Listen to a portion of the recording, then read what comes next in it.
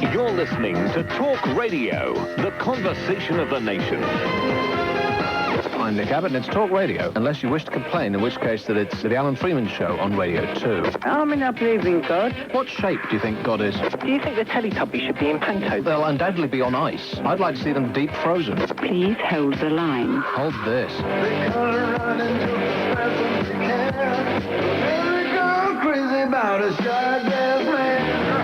I'll say I'm a bigger man than you. You're a bigger man than me? I'm a wee woman. But you're a bigger man than me. Do you happen to have a ruler? I like the two fat ladies. They're my favourite. Well, you had 3 pints of cream and 2 pounds of butter.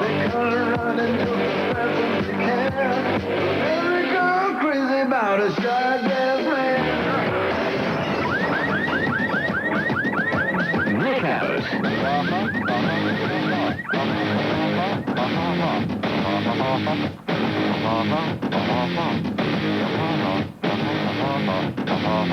In celebration of the movie Wild being released, this is the foppish version of this. Normally it's a bit disgusting and back of the throaty, and like we've just been down a pub to have some lager, and it's whoa, whoa. But now I thought it would be a little pleasant treat to have. Because Mike Allen's got an extra hour tonight. Has anybody actually informed him that he's got to fill 7 hours this evening, because the clocks go back 2 hours at 2. That's correct, isn't it? So I'm coming in on the shoot. Thank you, by the way. Thank you very much, Danny Bacon.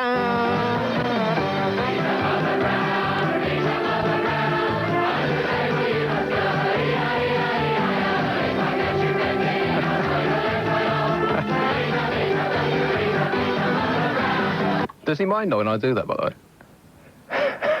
way? Is he even listening? Could he care less? So I'm coming in on the tube with my bag of goodies. So I've got presents today, and I'm feeling like a complete idiot, because every time I put the bag down on the floor, or I bump into somebody, or like I reach into it to get, you know, my magazines out, it makes the stuff that I bought. When you buy stuff for the radio, it has to make a noise, right? And so every time, and of course when I'm walking along the street, swinging my bag back and forth, it makes this noise.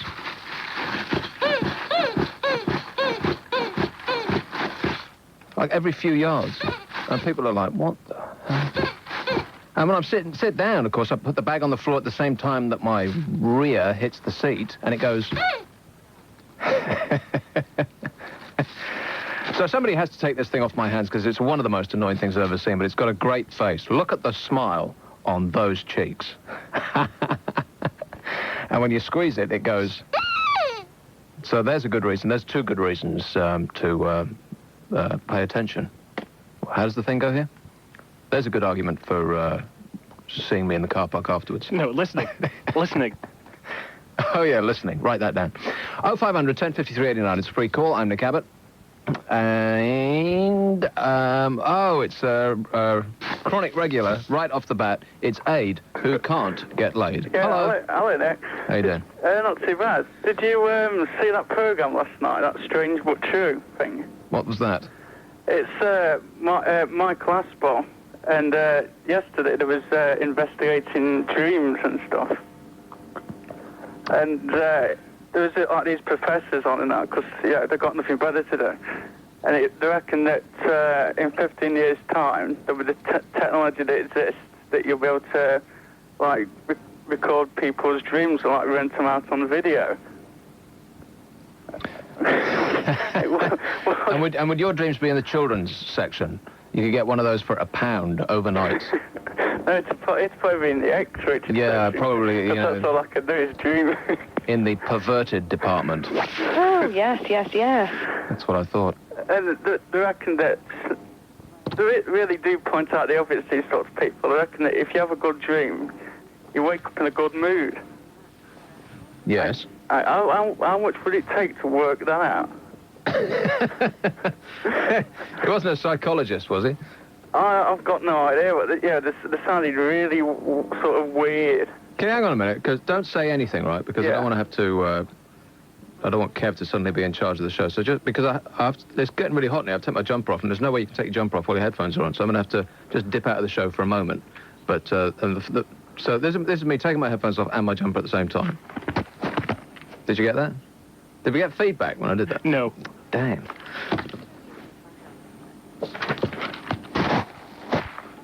Did that work? No, your Well, these headphones aren't turned up loud enough. Not loud enough. Damn, okay. Back to you. Yeah, you ready then? Yeah, just sort of thought, what was your... Do you sort of have the one about lucid dreams? Do you have lucid dreams at all? I never remember any of my dreams at all. I don't... I'm aware that I have them, because you die otherwise. Really? I think so. I think that's an actual fact. How do you know that? Because I'm a doctor, trust me. But no, I don't ever remember any dreams that I ever have. But the... Which is aggravating, because I'm sure that in my dream life, my life is interesting and involving, and I'm probably rich. Yeah, mine probably is as well. Do you mean your dreams are always the exact opposite to what your real life is? And on that note, we must say goodbye. Can I just ask you something quickly? You know, my mate Rex, who knows somebody in America, right? Where does... that DJ, not DJ, I won't call it that. That presenter that you like, Neil Rogers. Neil Rogers, yeah, he works in Miami. Although he left his radio station, WIOD, and I don't know where he ended up. I think he went to a talk station. And I tried to find it on the internet, but... oh, yeah, I was going to suggest that. Yeah, no, but they was talking about him being there, but when the actual schedules of the program came up, then I couldn't find him in there. Kind of like us. I mean, we're supposed to be here, but it seems like we're only on this station once in a blue movie. Can you... Blue Moon. I was, Kev, I was in a blue movie once. No, you weren't. As a matter of fact. No, it was just a small part. Oh, dear. Oh, no. 0500 1053 89. It is a free call. This is Talk Radio. I'm Nick Abbott, and we're going to take a break and be back. I listen to Talk Radio all the time. Talk radio to me means life. I love Talk Radio. And that's official. The latest industry figures prove Talk Radio is getting even bigger. You enjoy Talk Radio so much, you're listening more and more. Total listening to Talk Radio is at an all-time high. And in the last 3 months alone, it's increased by 12%. I think it's fantastic. Talk radio, I enjoy it. It's a fantastic radio station. Listen to it all the time. Every week, millions and millions of people across Britain are switching on Talk Radio. Talk Radio. There's a good argument for listening. Christmas is a time for giving and sharing. So why not give a classical Christmas celebration and share the music of the season? A classical Christmas celebration is a timeless collection of 4 CDs that will fill you with the joy of Christmas. 4 hours of the most enchanting Christmas classics from the world's most famous composers. From the magic of Tchaikovsky to the brilliance of Bach. Plus harmonious highlights from Handel's Messiah, all captured in this very special collection. But what makes this the complete Christmas music collection are the angelic voices of the Guildford Cathedral Choir performing 20 of your favorite carols. This glorious 4 CD collection will make this and every Christmas unforgettable. So order a classical Christmas celebration now for just $29.99 plus $3.99 postage and packing. Simply call 0990 60 1180. Delivered to your door within 14 days, your money back if you're not completely satisfied. Call 0990 60 1180. Enjoy your Christmas with a classical Christmas celebration. Call 0990 60 1180 now. Hello, who's this? This is Talk Radio. We call 0500 1053 89 now. Nick Abbott. Hello. Hello. Hello. Bye-bye. Bye-bye. Yes. Yes. Yes.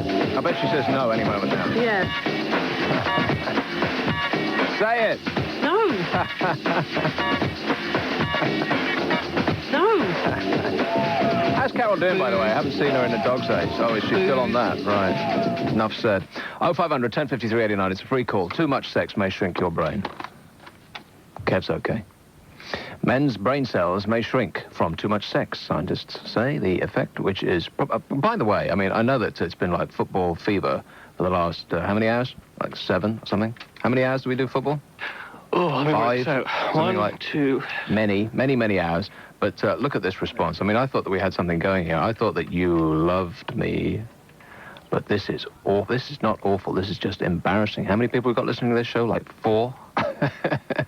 There is an actual line free. I can barely believe it. 0500 1053 89. And I'm not going to continue until some of these, until it gets filled up. Because this is awful. How long have I been over here? I mean, I know it's like just every now and again. I will be giving away prizes later on. Probably just like spot prizes. Because I have, I went to a percussion shop. There's, in another place that I work, there's a percussion shop right next door. And in the window, they have fruits with things in them. So I got a pear. That's quite a nice pear, actually. I chose my fruits well. From a large selection, I picked a pear. That's a lovely pear, if I may say so. And a plum. Kev, I would like you to come in here and squeeze my plum. Stay there. 0500 1053 89. Here we go. Now we're starting to get a response, but it's not enough. I still see a couple of lines free, and it just won't do. So I'm going to wait.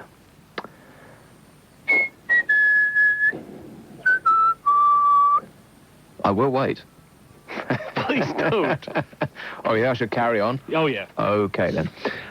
Sex, are you interested about sex shrinking the brain? Are we interested about talking about sex on this show? Is there anybody that's remotely interested listening to this show right now that has sex on their mind?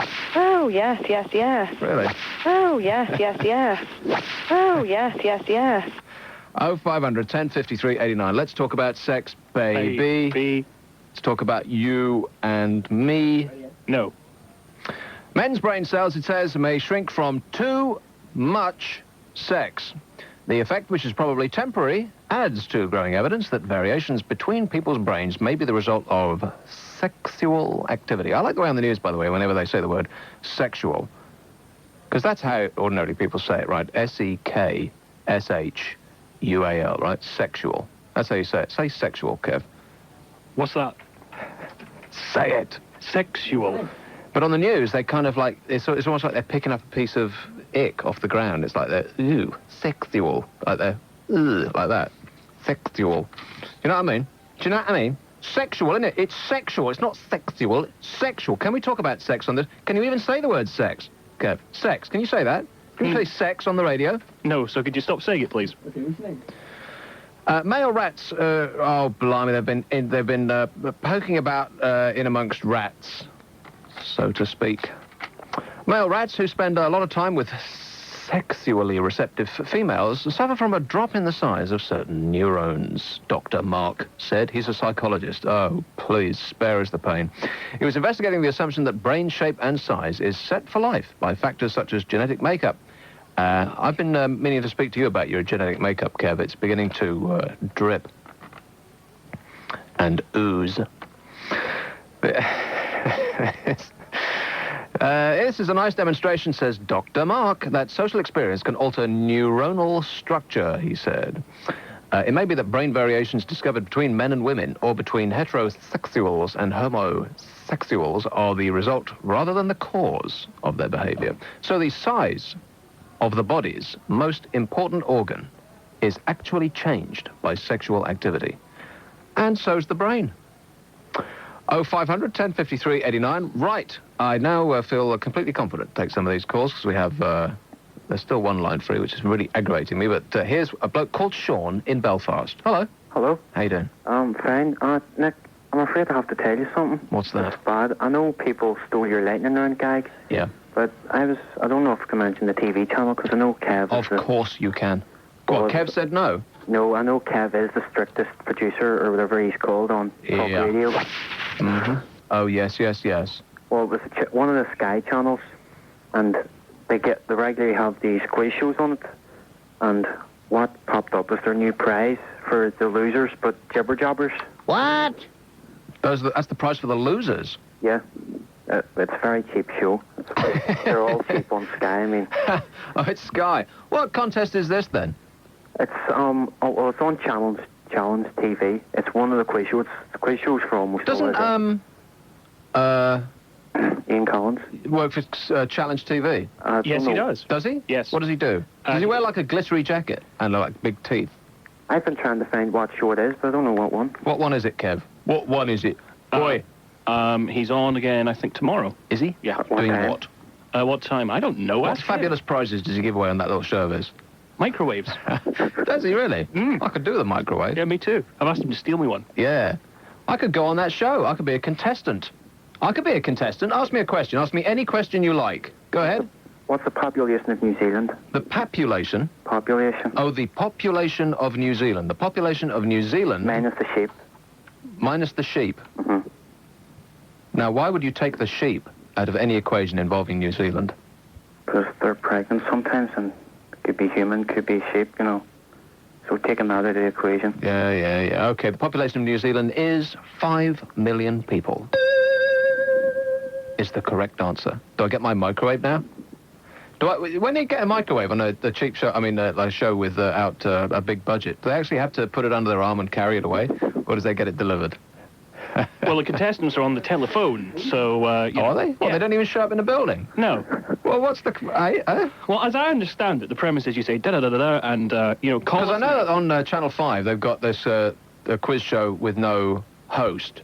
So on Sky, they've got a quiz show with no contestants.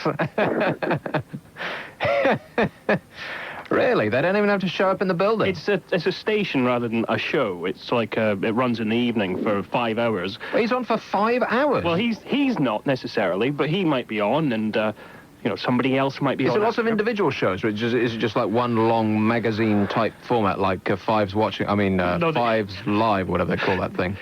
What do they call that? Fives Company, yeah. Well, no... Tony Blackburn loves this show, by the way. Does he? Yeah. Thinking of Fives Company, it has nothing to do with anything that I was just talking about. Apparently, Tony Blackburn loves this show. This show? And we love you right back, Tony. No, we do. How do you know that? Because I've read it, an interview. Yeah, I know, because I actually knew that. I found that out a couple of weeks ago, because I know the guy who did the interview. Oh, yeah. And he said I couldn't tell you last week. He wanted it to be published first. He does it. You make it sound like some sort of government secret. Well, I'm afraid there's a ban on the press revealing that Tony Blackburn listens to this show. We'll be able to discuss it in detail after the 25-year period, during which it remains a secret at Her Majesty's pleasure. I wonder if Her Majesty actually has much pleasure. I mean, what do you reckon? Do you think that she has a laugh every now and again? I'm sure she does. Because she has her new picture on the coin of the realm. It's a new 10p bit, and there she is, all saggy and baggy, and looking, just like she does in real life. She says, I think it's a clip that's at the Times, a new portrait of Her Majesty the Queen, reflecting her advanced years, has been... Now, that's an awful thing to say, her advanced years. What on earth do they mean by that? Like she's some old bag now? That's a terrible thing to say in an august publication like the Times. Talking about the Queen like she's an old bag. That's an awful thing to say. Everybody in this country, including me, especially me, has no end of respect for the royal family. The things I wouldn't... what I wouldn't do for Her Majesty the Queen. But there it says, the latest design has a sense of gravitas, and it shows that they're all kind of like baggy, and I'm thinking gravitas, more like has a sense of gravity. But that's, let's not pick on old people just because they're old, because that's what happens to everybody. Everybody's face goes saggy and baggy in the end. It just happens to some earlier than others, doesn't it, Kev? Yeah, Nick, I was meaning to tell you. You start to look a bit rough around the edges. Nonsense. I look gorgeous. Sorry, you're right. 0500 1053 89. There's some bloke still on the line. Have we dealt with you yet? Sean? Well, I think you've done enough. I'll say. We've done enough and then some. Thanks a lot, mate. Goodbye. Look at that. It's a full board. Finally, man, it only took you people 20 minutes. We need like a different line in between shows because, Danny Baker comes off the air. God bless him, and I love that show. But when he comes off the air, everybody still wants to talk about football.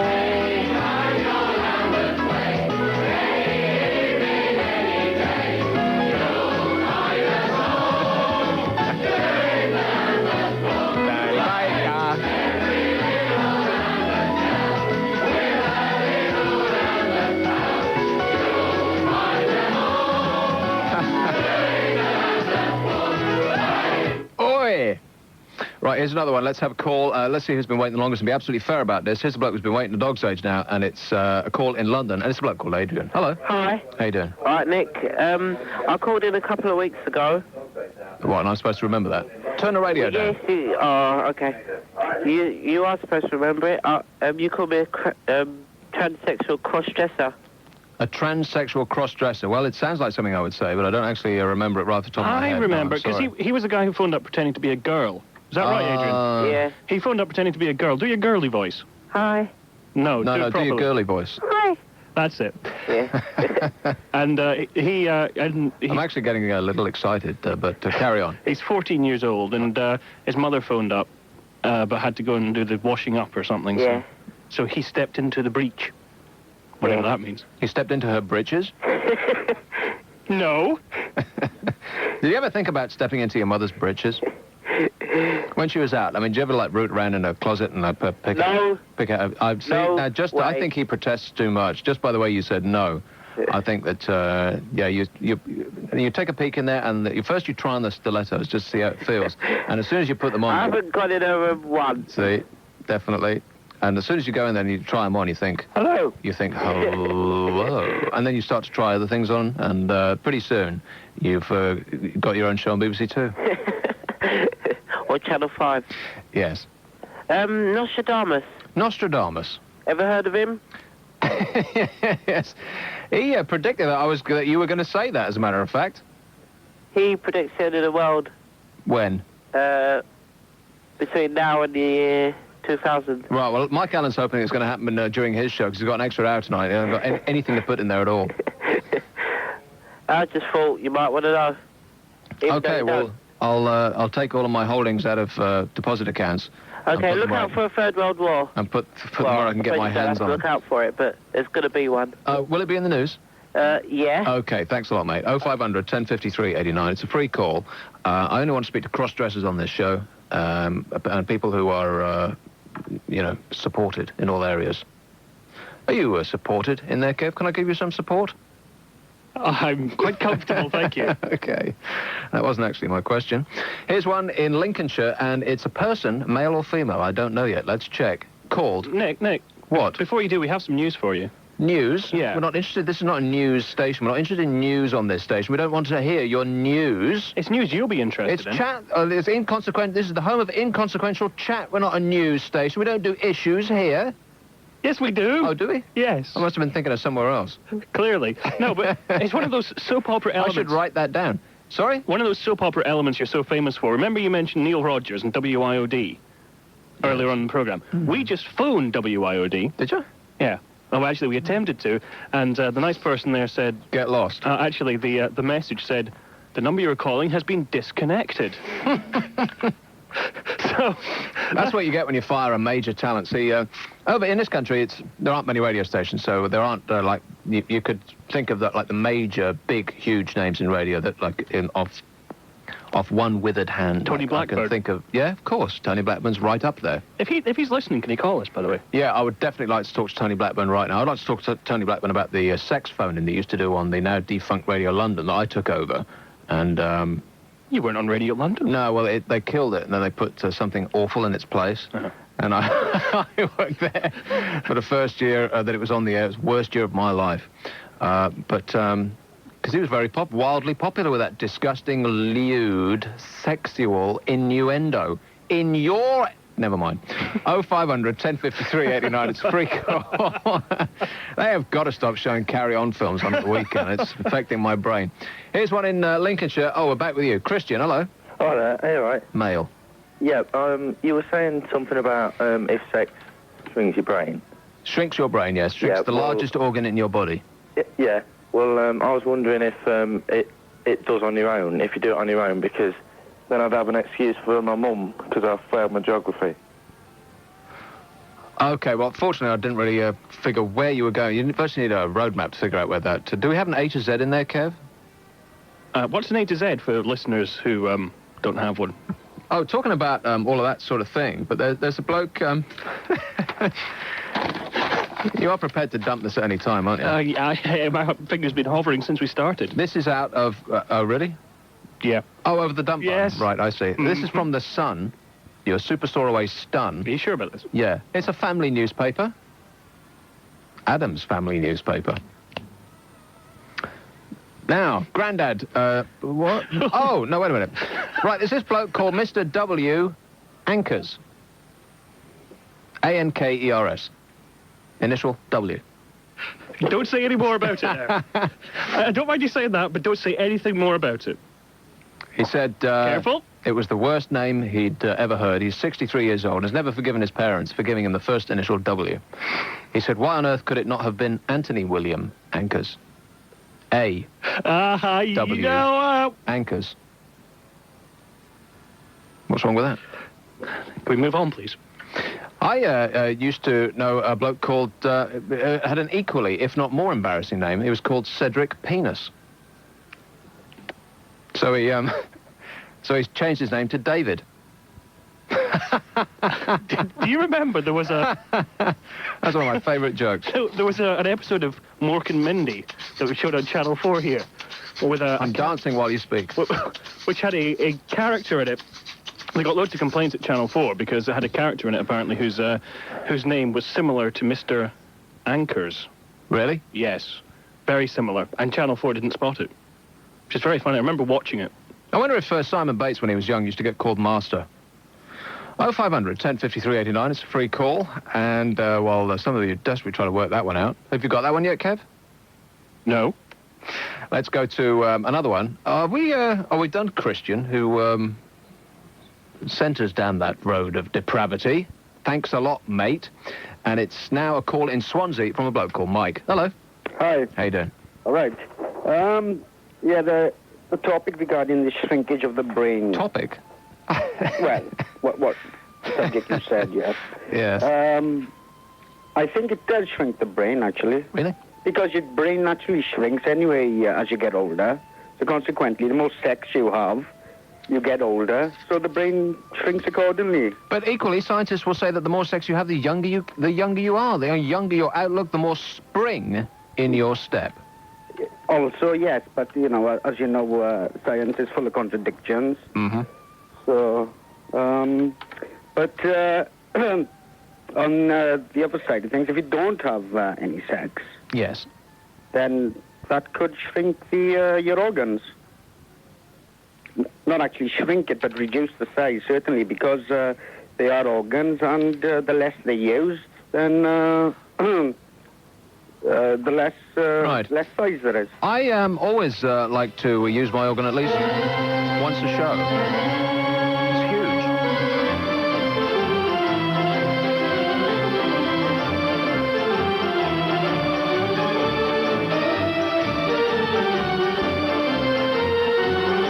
Together on the Tiddly Poms. 0500 1053 89. It's a free one as I give my organ a rest, and I'll be back. You can win hundreds and hundreds of pounds in the Talk Radio lyric game. For £2,400. £1,000. £1,900. £2,200. £900 up for grabs. Your next chance to win is with Sean Bolger tomorrow morning at 8:20. Tune in and be a winner with the lyric game, only on Talk Radio. There's a good argument for listening. Okay. My new anthem for World Trading Day has been pruned down to the very essence. Oh, yeah. Simplicity, my friend, is the key.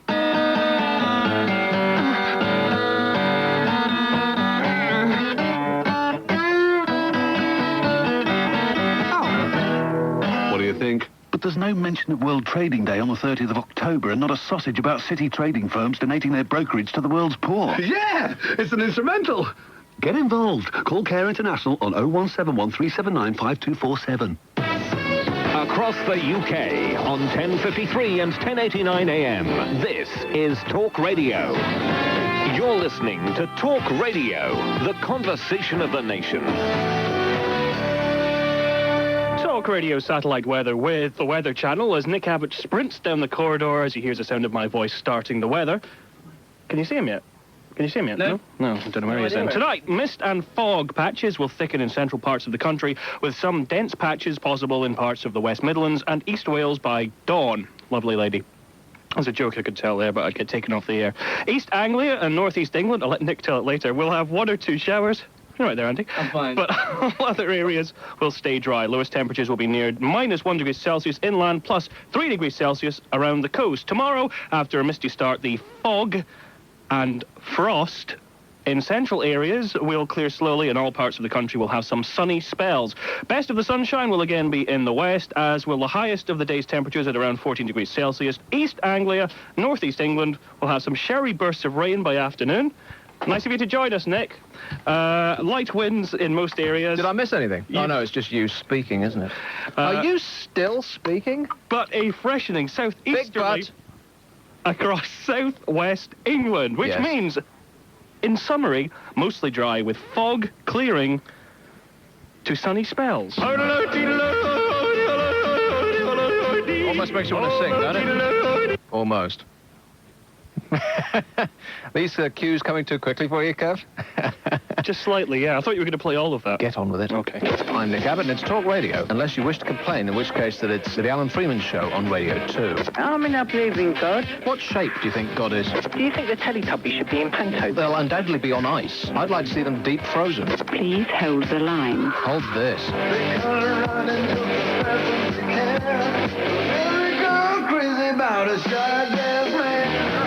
I see a bigger man than you. You're a bigger man than me? I'm a wee woman. But you're a bigger man than me. Do you happen to have a ruler? I like the two fat ladies. They're my favourite. Well, you had 3 pints of cream and 2 pounds of butter.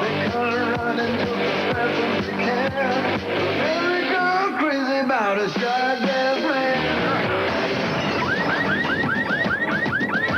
Nick Abbott.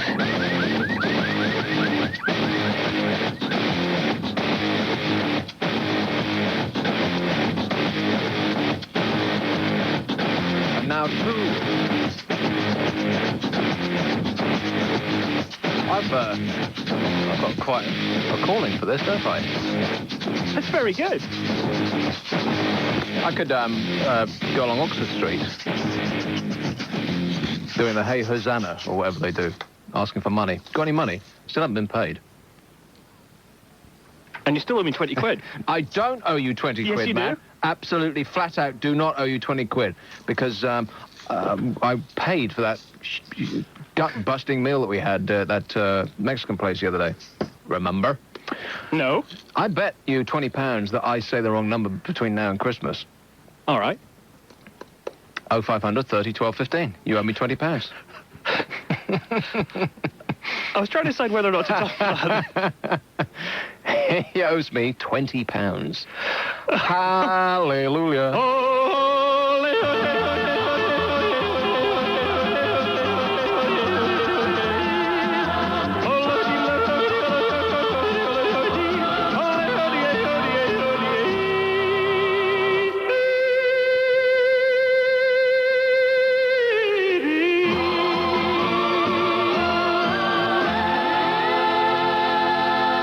Seen on the board that Paul Ross is going to be off Monday the 20th, so that's next week. Next week is going to be off, so is Carol going to be doing it herself? What? I mean, doing the show herself? No. Yeah. No. Yeah. No. Yeah. Yeah.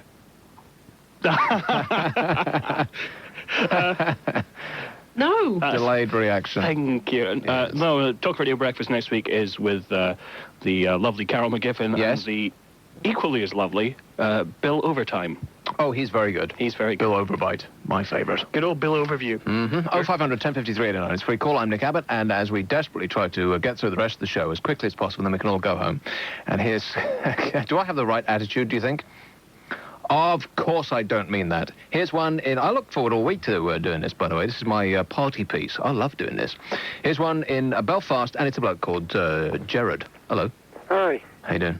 Not too bad. You got this household in pandemonium there. Pandemonium? Yeah, it's this sex thing, the shrinking of the brain. Sex, yes. Yeah. How much is too much? Because we only got married in April. Too much is not enough, sir. That's what I said, but the wife's not going for that one, I don't think. So you're saying that you want more and she... this is all No. Anna Rayburn territory. No, we don't want I'm to be not talking saying, about I'm this. not saying that. Tough love. You want tough love, you can go and tell her your problems, mate. What I'm saying is that up until we listened to this show and heard this story from the most independent newspaper, The Sun, there wasn't a problem. And now she's saying, oh, well, if too much sex is going to shrink the brain, less sex for you, boy. So how much is too much? Like I said before, not enough. That's what I'm going to have to Too much is never enough. The thing about sex is the more you have it, the more you want it. If you don't have it at all, then you can lead your life in a purely quiet, calm, and sophisticated way, because it just doesn't bother you anymore after a while. Because I think the brain, it detects that you haven't, you know, and it just stops thoughts of that nature encroaching on your mind because it's just too painful. So after a while, you don't have it anymore. You don't want it anymore. You just don't think about it that much.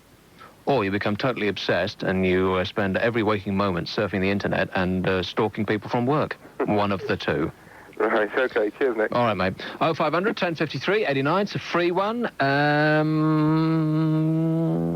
Australian man, by the way, has been... has been arrested for burglary, right, in Australia, after breaking into a woman's house and deliberately gluing the side of his face to her foot. What? Of course he did. Local police are trying to get to the bottom of it, and fortunately that's not what he had in mind. 0500 1053 89, it's a free one. Here's James in Liverpool. Hello. Hi, how you doing? All right. Good. Is that Virgin, by the way, yeah? I am 37 and still a virgin, yes. Okay, fair enough. Well, I basically wanted to say, and I don't know how much you'll know about this, but around the time Howard Stern was in this country promoting his film Private Parts, Talk Radio was saying that they were going to put his show on a delayed transmission or something. Yeah, like a delay of about 3 weeks, I would think. Yeah, exactly, yeah. But, I mean, how close is that to happening? Is it ever going to happen? I don't know, it's news to me, mate. Yeah? Because I think there's Carol McGiffin that was saying something about it when she... Well, you don't want to listen to a word that woman says. What? Does she talk rubbish all the time? Yeah. Yeah, okay, fair enough. And also, Nick, I wanted to know, have you heard any Zoe Ball and Kevin Greening or not? Oh, well, we don't want to talk about all that, mate. Nobody cares one way or the other on this station, because nobody listening to this is remotely interested in that whole hyped-up tabloid non-event. So forget about it. Oh, no, the numbers from that suckhole game are coming in. I hate this game. Yeah, it's the lottery numbers, everybody. It's spewed out the losing numbers. We're not going to be doing this now, are we? Do you know, I was in a shop just yesterday, one that you're familiar with, and who was buying a copy of Trainspotting but... Ewan McGregor. Dale Winton. Was he? Yes. If you're on TV, you don't have to buy CDs. Just call up the record company and they'll send one to you. Well, I don't know. He's buying a bunch of CDs and he was also buying the green edition of Trainspotting. I was quite impressed. What other CDs was he buying? Was he buying Boys Zone and the Back Street Boys? I don't know. I didn't notice. Any, well, it's like Cabaret. Any show songs in amongst the CDs he was buying? I think he was buying Marilyn Manson, actually. Why do I doubt that? Your whole story is beginning to fall apart. Was that true, by the way, about Howard Stern? I don't know. You know what Carol's like. Yeah. Here's some lottery numbers for you. Nice book out there. Come on. No, we have to do it. You ready? Well, yes, I've got my losing ticket here. No, but you don't have your effects set up, do you? Yes. No, you don't. Yes, I do. Okay, you do then. Completely wrong. 10. 10. 9. No. 21. No. 27. Oh. Yeah. Hey! Wait Well, how many numbers are left from your little list there? 3. So 2 out of 3. Yeah. Won't be Ready? bad. This could I'll be... actually. I've only ever won £10 twice on this awful, pathetic, rip-off game. Are they advertising with us, by the way? They might be. Best game of chance. Best fun, I think, of the whole week. I enjoy this moment more than any other. Happy. That's me. 38. No. Right, well... Wait, I have to give the others. No, don't give the others. 40. Kev. Nobody's interested in the other numbers. 44. Stop speaking. Bonus ball. Nobody's interested in your bonus ball. 34. 0500 1053 89. It's a free call, and, man, they seem to have dropped off again. This really is awful. I know there's more people than, that I've got on the board listening to this show. Come on. Do us a favour. We're going to do a lightning round soon. I'm going to give away, this thing. This is one of the things that I bought. Can you believe that I bought back something that does that from Holland through customs? I bought this. Holland? Yeah. That's been kicking around that long. Amsterdam, yeah. Oh, my goodness. Well, I don't want to bring it in on public transport, but I thought it's so ugly and horrible. I didn't want it in my flat anymore, so I bought this. Well, my flatmate said that about me, actually. So I moved. I'm going to burp. Oh. I heard that. Oh, wait, you heard that through 3 plates of glass. No. Man, that was awful. No, it's because you didn't press the cough button. You pressed both buttons there, didn't you? Yeah. Good. Oh, that's right. To explain to those people who okay. don't understand the way the studio works, we have 2 buttons. You have a talkback button so that Nick can shout abuse at me during the ad break. Yeah, without it actually going on the air. And you have another one, a cough button or a belch button. Which just cuts the mic off. And I knew it was an emergency because once it starts coming up, there's no way to stop it. Like it's on its way. Exactly. And for some reason, Nick decided to press both buttons. So he effectively. Well, I had to press both because I couldn't. Once the gas was on its way, like my vision started clouding over. I couldn't remember which button it was, so I thought, in an emergency, press both, forgetting that it increases the volume in there. And I can hear it right in your ear. Yeah, I can hear that in my ear, which means this microphone probably picked it up. Did you hear that? Andy heard it, so yeah. Oh man, are we in trouble? I don't understand why I can play all sorts of disgusting noises like that without, but as long as it's on tape, it's okay. Like if I took a little tape recorder home and, took it into the smallest room in the flat. Stop right there. 0500 1053 89. Take a break. It's a... Well, we've got any... I can't mention it because it's a product name. Let's take a break. Igor,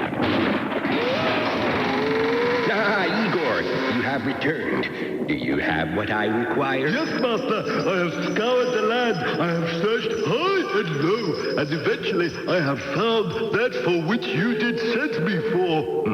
Well, where is it?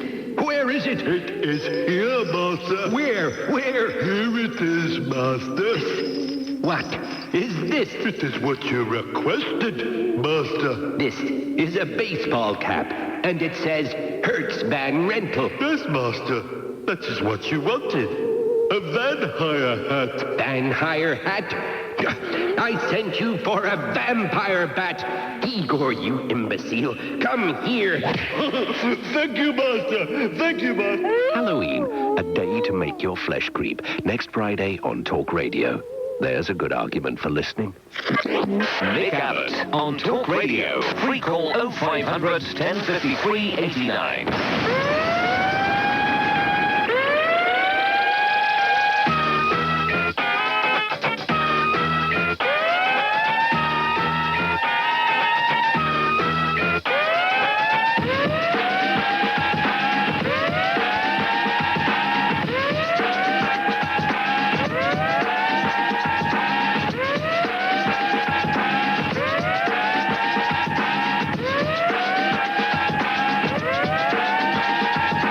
Joining in at home.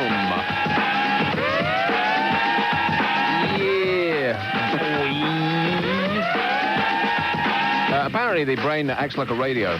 Scientists have discovered that the brain works like a radio when it interprets touch, tuning into frequencies when a fingertip rubs against an object. In a study reported in the Proceedings of the National blah, blah, blah, Israeli scientists describe how the brain allows information gathered through touch to be translated into data about external objects. Certain circuits in the brain work on the same principle as FM radio, said Dr. Ehud Ahisar of the Weizmann Institute. Dr. Ehud said...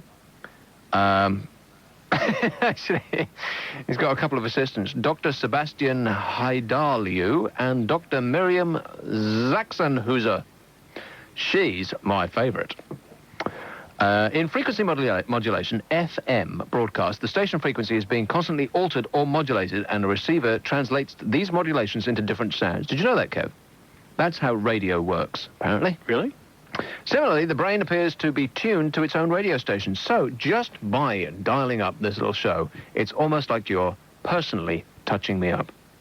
The brain works in exactly that way, and I can't thank you enough. Here's one in Edinburgh, and it's a bloke called Adam. Hello. Why am I not hearing him? No idea. Okay. Try him again. He should be there. Got him punched up, and it's turned red on the screen, and everything is in order. You got the fader up? Yep. Adam! No, it sounds like a dead line. Here's one in London. Hello, John. How you Hello? doing? How you doing? All right, how you going? Okay. All right. I've got a nice little revenge story to tell you. A revenge story. Uh-huh. Okay, lay it on us, sir. And it's regarding my cousin and my brother and me. And it happened a while ago, but it's still pretty funny now. But what happened was that we said that we were going... we had a little feud going on between ourselves, and he sort of like got a bit fronty about it. And what we did was that we got a clear envelope, and we put two certain gay-type magazines into it, and sent it a recorded delivery over to his house. And he had to sign for it. So there was an argument between him and the postman in front of his door. With, Well, I didn't order these. He didn't order these, and he didn't actually want them. And his entire family started to come towards the door. So he quickly signed for them and run with them. And he tried to get us back with a nasty little diaper sent from his little young one. Oh, man, this is becoming a little freaky. What is the problem with you people? What is the nature of this? What is the nature of your complaint? I mean, seriously, what's going on over there? This is going to... You don't understand that this is going to escalate, and pretty soon someone's going to die, and it's going to be on the inside page of the News of the World with the story of one of you. Oh, we're really sad that it went so far, but he shouldn't have... delivered us 33 pizzas at midnight. No. Then what happened after that was that we decided to get him back again by getting a friend of ours who works in a sort of processing lab, and where they do phototechnic stuff. And we got one of these photos from the magazine, and we superimposed, took the head off, and superimposed his head onto it. Somebody is going to die in this story, I know. And you heard it here first. This really is going too far. We then took it down to the gym, to where he is, and displayed it in all for him, for everyone to see, and in a glass frame, just in front of everybody. So how did this start? I don't rightly know. It happened between my brother and him, and it sort of like escalated further and further. Yeah, I think you need to get a hold on it. I think you need to actually meet each other and to act like almost real grown-ups, because trust me, somebody grown-ups? Who wants to be grown-up? Somebody will die. It's the most funniest thing I've ever done. Yeah, really. Okay, thanks a lot, mate. 0500 10 53 89. All manner of stories of perversions and other disgusting, icky, oozy, pussy, yuck. Oh, completely welcome. Let's set up a lightning round. I haven't done one of those in ages, and I can't think of any other better way to get rid of some of this stuff that I brought in. I might give away my knife. I've got a huge plum, and it shakes. That would be a great thing to receive in the post, wouldn't it? I could send it along with this. Could put it in a jiffy bag. You got a prefix? Did Man United really win 7-0? Did they? Yes. Well, I heard on the news, yeah. 7-0. Goodness. I've got a prefix. What's that, then? Give me.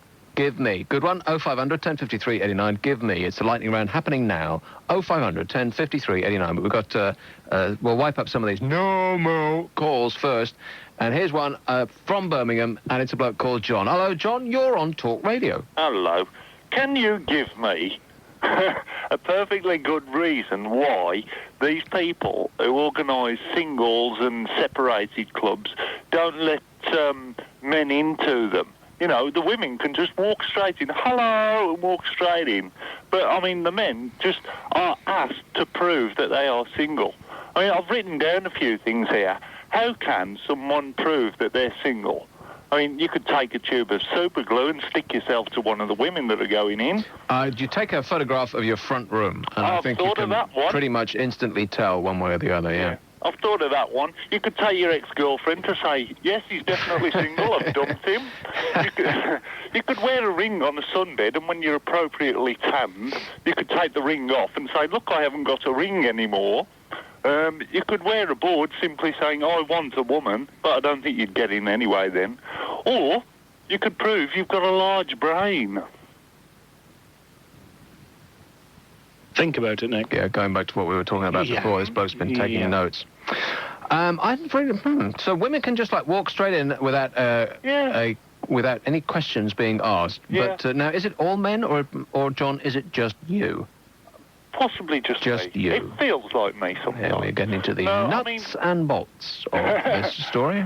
I am suitably of that ilk now, and... Now, what does that mean? Suitably of that ilk? What kind of... You're not you don't spot trains in your spare time, do you? Suitably of that ilk? That sounds like the sort of flowery speech that some nerdy geek in an anorak would say. All right, then, I'm single, okay. But I'm too old for nightclubs now. No. What was it last week in the papers about people wearing trainers over 30? I don't know. What was it in the week? If you're over 30, you shouldn't wear trainers. Says who? Well, I can't remember which paper it was now. James. Oh, it sounds like something that would be in the Mail. James Whale even jumped on the bandwagon. He said, if you're over 30, you shouldn't wear trainers. Trainers are for trendy young people. I just think you should flat out not wear trainers at all unless you're engaging in physical jerks at the time, because they stink. He said something similar himself. What about these old people that play Crown Green... No, I can't say that. That's ageist. What about these people that play Crown Green bowls? They wear trainers. Don't they have spikes on the bottom of their shoes, the Crown Green bowls people? I think they probably do have spikes on the bottom of their shoes. That's golfers. Very dangerous. What about when they play indoors, then? Right, OK, I think this should be the topic in the next hour, and unfortunately you've called a full 40 minutes too early. Thanks a lot, mate. 0500 1053 89, so Crown Green Bowls. That'll be our topic in the next hour, as long as we, have got any time after we talk about darts. We're doing lightning round now, aren't we? What's the prefix? Give me. Give me. Gimme, gimme, gimme. I'll just write that down. Give me. And the prize is this squeaky, I don't really know how to describe it. It's called a flying screamer, ages 3+. And the instructions are written in Dutch, and it says, Knipch me, gui me, hua, hui, ik gil. Knief mich, wurf mich, huch, hor, we it shrie. Pinch moi, lance moi. Oh, that's French. Pinch me, lance me. No, that can't be right. Well, if it is right, then I'm keeping it. Tu m'entends. What's that? Tu m'entends. Dunno. Je crie. That's I cry. It cries. And it was made in China, and it's completely safe to eat. 0500 1053 89. It's a free call, and we're doing a lightning round, and the prefix is give me, and we haven't done one of these in a dog's age, so you people had better be great. And we have to get through this very speedily, indeed, because we have some more normal calls to take, and a break, and all that manner of the business. So here we go, line one. Hello. Give me a great big kiss, Nick. Like, was it the Ronettes? Give him a great big kiss. Moi! Tell him that I love him. Tell him that I care. Tell him that I'll always be there. 2. Hello, do you remember when me and you used to work in that fruit and veg shop? I was on the checkout and I was on the fresh fruit. I polished my cash bill and I buffed up my plums. That sounds like Vic and Bob. You know, students in my day, and like for about... Kev, what are you doing in there? It's like you're doing the okey-cokey. I just want to get this lightning round done so we can go to the break, which is already 5 minutes late. People are paying money for these things, you know? Well, let's do that and we'll come back. Are you sure? Yes. OK, here we go. Money. Talk Radio Personal Finance with the Woolwich. PEPs, we've all heard of them, but what exactly are they? And should you be investing in one? And if you want one, where do you start? Find out in our free booklet, The Talk Radio Guide to PEPs, produced with the Woolwich. It doesn't try to sell you anything, but gives you plain, no-nonsense guidance. For your free copy, free phone 0800 694 6964. Talk Radio Personal Finance. Join me, Lorraine Kelly, next Wednesday afternoon at 1:15 on Talk Radio. There's a good argument for listening.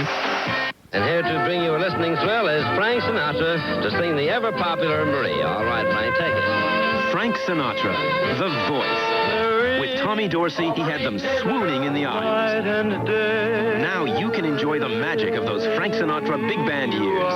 70 sensational songs on 3 compact discs or cassettes. Call 0800-114-224 for this historic collection. Call 0800-114-224. East of the sun. This 70-song Sinatra Big Band collection is yours for just £24.95. Post and packing absolutely free. Call 0800-114-224. Delivery within 10 days with your money back if not completely satisfied. Without a song. Order now and experience the legendary Frank Sinatra. I'll be seeing you. Call 0800-114-224. Familiar places. Hello, who's this? This is Talk Radio. Fax 0541 59 69 79. Nick Abbott.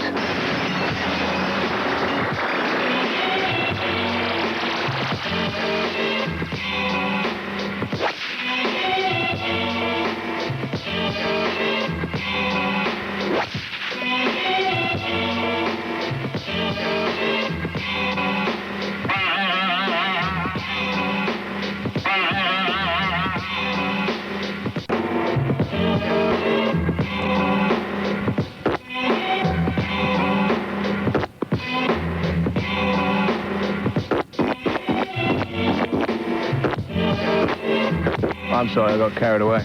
0500 1053 89. It's a free call. Are we still doing a lightning round, or are we still doing that? Yeah, okay. we were interrupted mid-flow. We were? Yeah. Oh, it ends. We've never heard that much of it. It's unusual, isn't it? It ends quite suddenly, as a matter of fact. Hello, this is Talk Radio. I'm Nick Abbott, and we haven't said any of that yet, have we? Nobody's got the faintest idea. Never mind. 0500 10 blah, blah, blah, and so on and so forth. It's a free call. It's really falling apart rapidly. Can I go home now? I had a dinner party over at my place, man. It's, thanks for inviting us, by the way. Yeah, really. Thanks for not coming. I'll do the same for you one time. By the way, if you're not completely satisfied by this program, Kev has vowed to come over after the show and completely satisfy you. It's just one of the public services provided by Talk Radio. 0500 1053 89. It's a free call. I'm Nicky Nacky Noo, and we are doing a lightning round. And here we are at line 2. Still seems to be on. Are you still there? No. He gets a prize. He's on 2. I'll give him back to you. We'll send him some crap in the post. How do I send him back? It's so long since I've been here. Can't remember how the board works. How do I give him back to you? You press the button again. Which one? 2. I'm pressing it and it's still staying lit. I can't remember. I'll press hold. There you go. There we go. Bingo, bango, bongo, bungo. That should be a program for kids, isn't it? Bingo, bango, bongo, and bungo. There'll be a new Teletubbies show. They could all get together and have little... Don't say it! Progenies. Progenies abound. Don't say it. Boing, there we'll go. Bingo, bango, bongo, and bungo, and, what are they called? Tinky Winky, Dipsy, La La, or Pooh. Beauty. Who do you think will get off with, Aye. Tinky Winky? And do you think that Tinky Winky has a Tinky Winky? Yeah. Does Tinky Winky? I didn't want to say it, but you said it. It was him, sir, not me. Right, here we go again, and it's 3. Hello. Give me the sack, says Mike Allen. 4. Yes, good morning, Monopoly fans. Nonchalantly, Robbie Fowler's collecting Monopoly. The nonchalantly, Robbie Fowler there. The worm is slowly turning. What is that? Any idea? Recognise any voice there? It sounds like Johnny. Johnny who? Johnny Gould. Ooh. Ooh. Ah, our sports guy. Breakfast Sport. Ooh, ah. Ooh, ah. That's what you just said? Yeah. That's what Johnny used to say. He used to say, ooh. Ooh, ah. Ah, you remember ooh, ah, don't you? Ooh, ah. Ooh, ah. Who's over there? Nobody's over there. Saying ooh, ah. Who are you looking at then? Look. Ooh, ah. Oh, I thought you were pointing to somebody behind the monitor. I thought, oh, he's in. I was trying to make it sound slick. Ooh, ah. Oh, I know. No, not that one. Not that one. Which one? Number 5. 5. Oh. Ooh, ah. I forgot I had this. How can I forget this?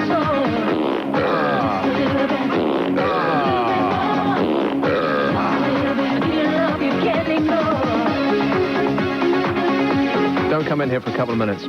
0500 1053 I was just trying to make you I've sound completely slick. forgotten I had that. I'm going mental. I know. Because I was starting to talk about him, and you were like pointing wildly at the screen. I thought that he was sitting behind the monitor where I can't see, and you were advising me not to be rude about him. Would I? Andy, get Johnny Gould on the phone. Right. Here's line 6. Hello.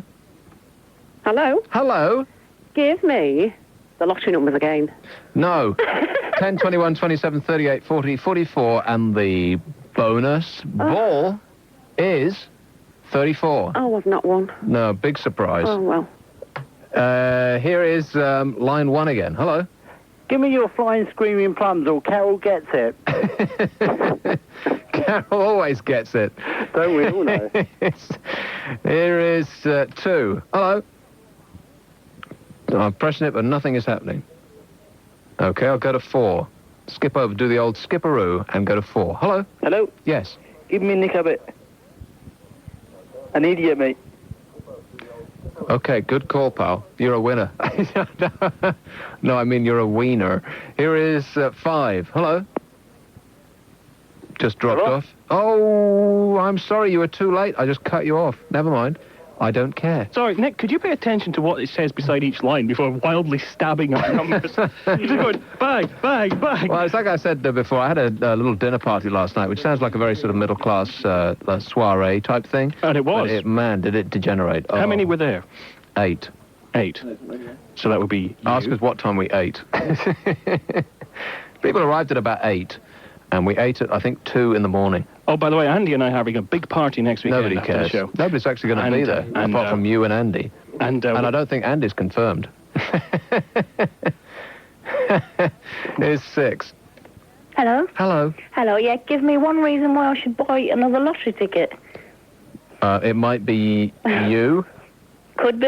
There you go. You are going to buy doubt another. it. Yeah, I I doubt it too, but you will buy one, and so will I. Yeah. You know you will. You can't resist, I'll can have you? to wait till Wednesday, I think, then. And every time you buy one, you think, Yeah. oh, right, I'm going to really give the finger to those people at the That's the last time. at work, yeah. And I'm going to buy that big house that looks like a big glass box surrounded by trees in somewhere nice, like, Anywhere. Preston. Preston, yeah. Eastbourne. Yes, somewhere beautiful like that. Okay, thanks a lot, Okay, dear. thank you. Bye-bye. Bye. Here's line 1. Hello. I'm on hold. I won a prize. You've won a prize? Yeah. What for? He said, am I there? And I said, no. Oh, was that you? Yeah, I'm still waiting. I thought you were on line 2. I was, but I got cut off. Oh, so... Technology at that place sucks. I know. You know, I know it's a free call, but you really have gone out of your way to actually give your name over to get this prize. Mm-hmm. And you understand that it's going to be, just probably some cheap piece of plastic crap that we'll send you. Mm-hmm. It's not going to be worth the effort. Okay. But as you have made such an effort to get it, then we'll give it to you in no uncertain terms. We'll give it to you, give it to you, give it to you. Thanks a lot. All right, he's on 1 again, and I'll press hold, and there he is. Yeah, you're completely out of control, man. Just dump him. What? You are completely out of control What are you here. talking about? You.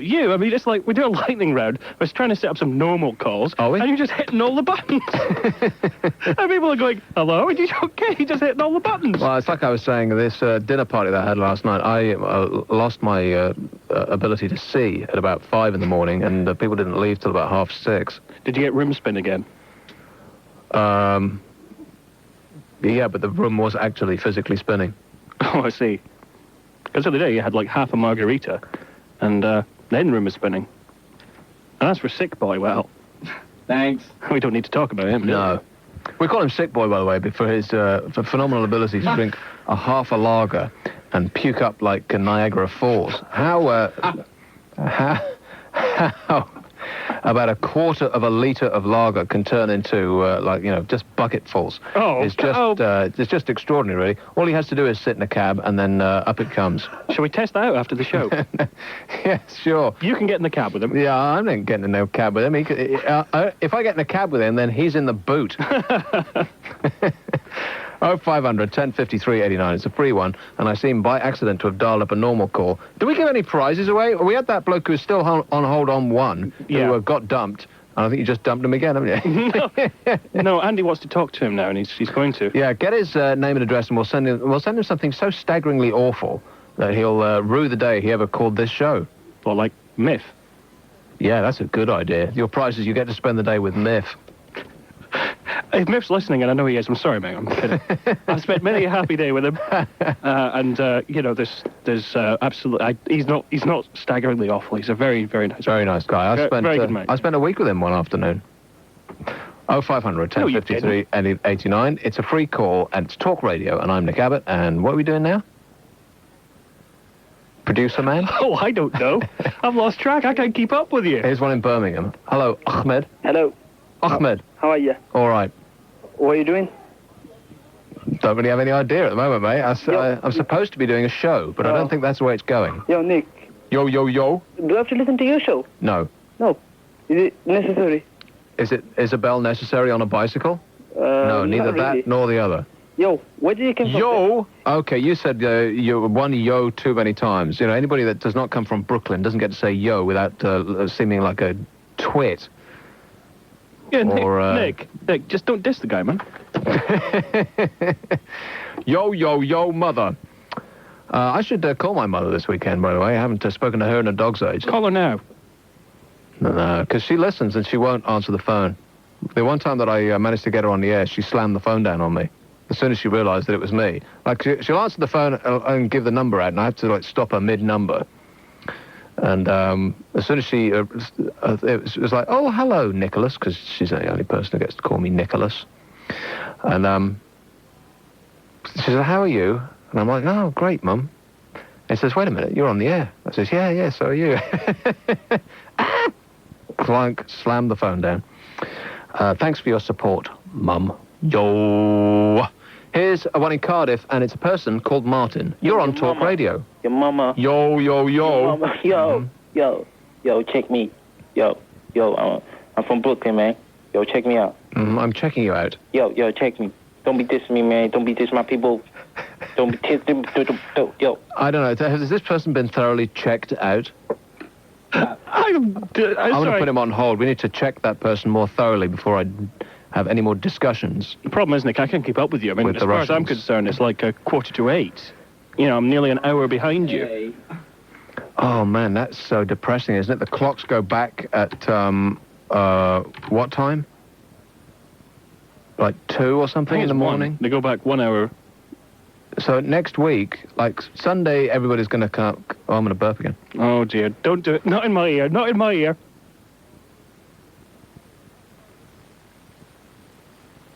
Oh, double-barreled. I love it when a radio station goes off the air. Yeah. What was I saying? Oh, that's right. The clocks go back tonight. So this time next week, it's going to be dark at like 5. No.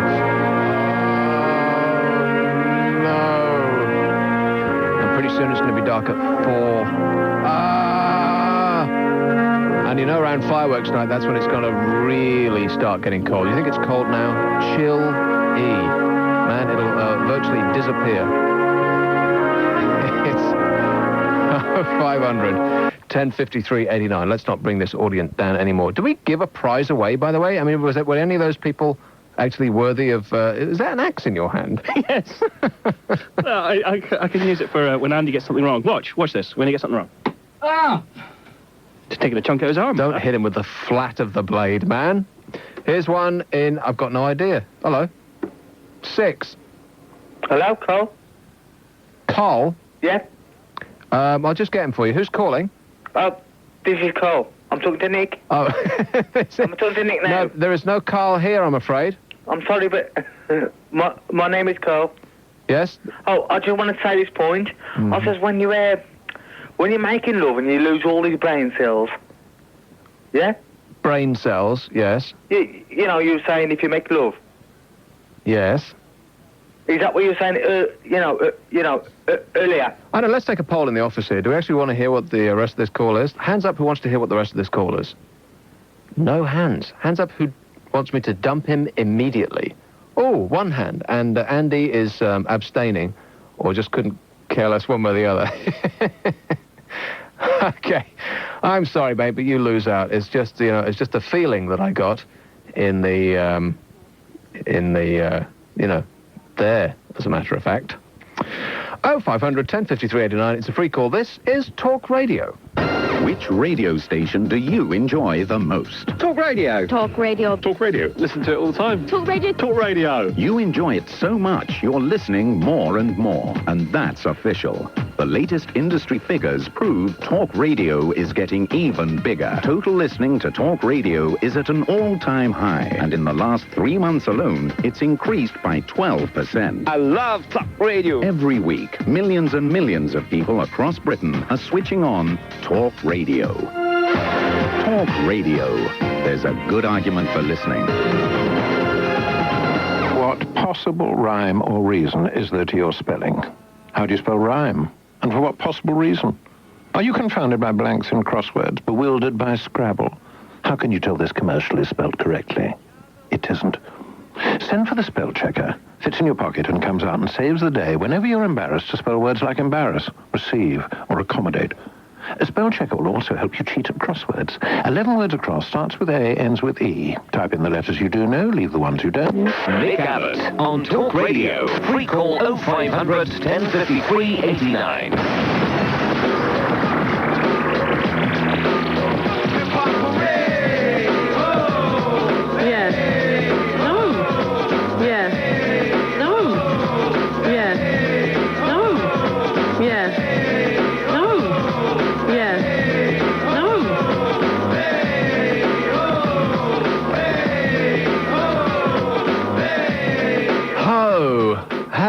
That kind of fits in.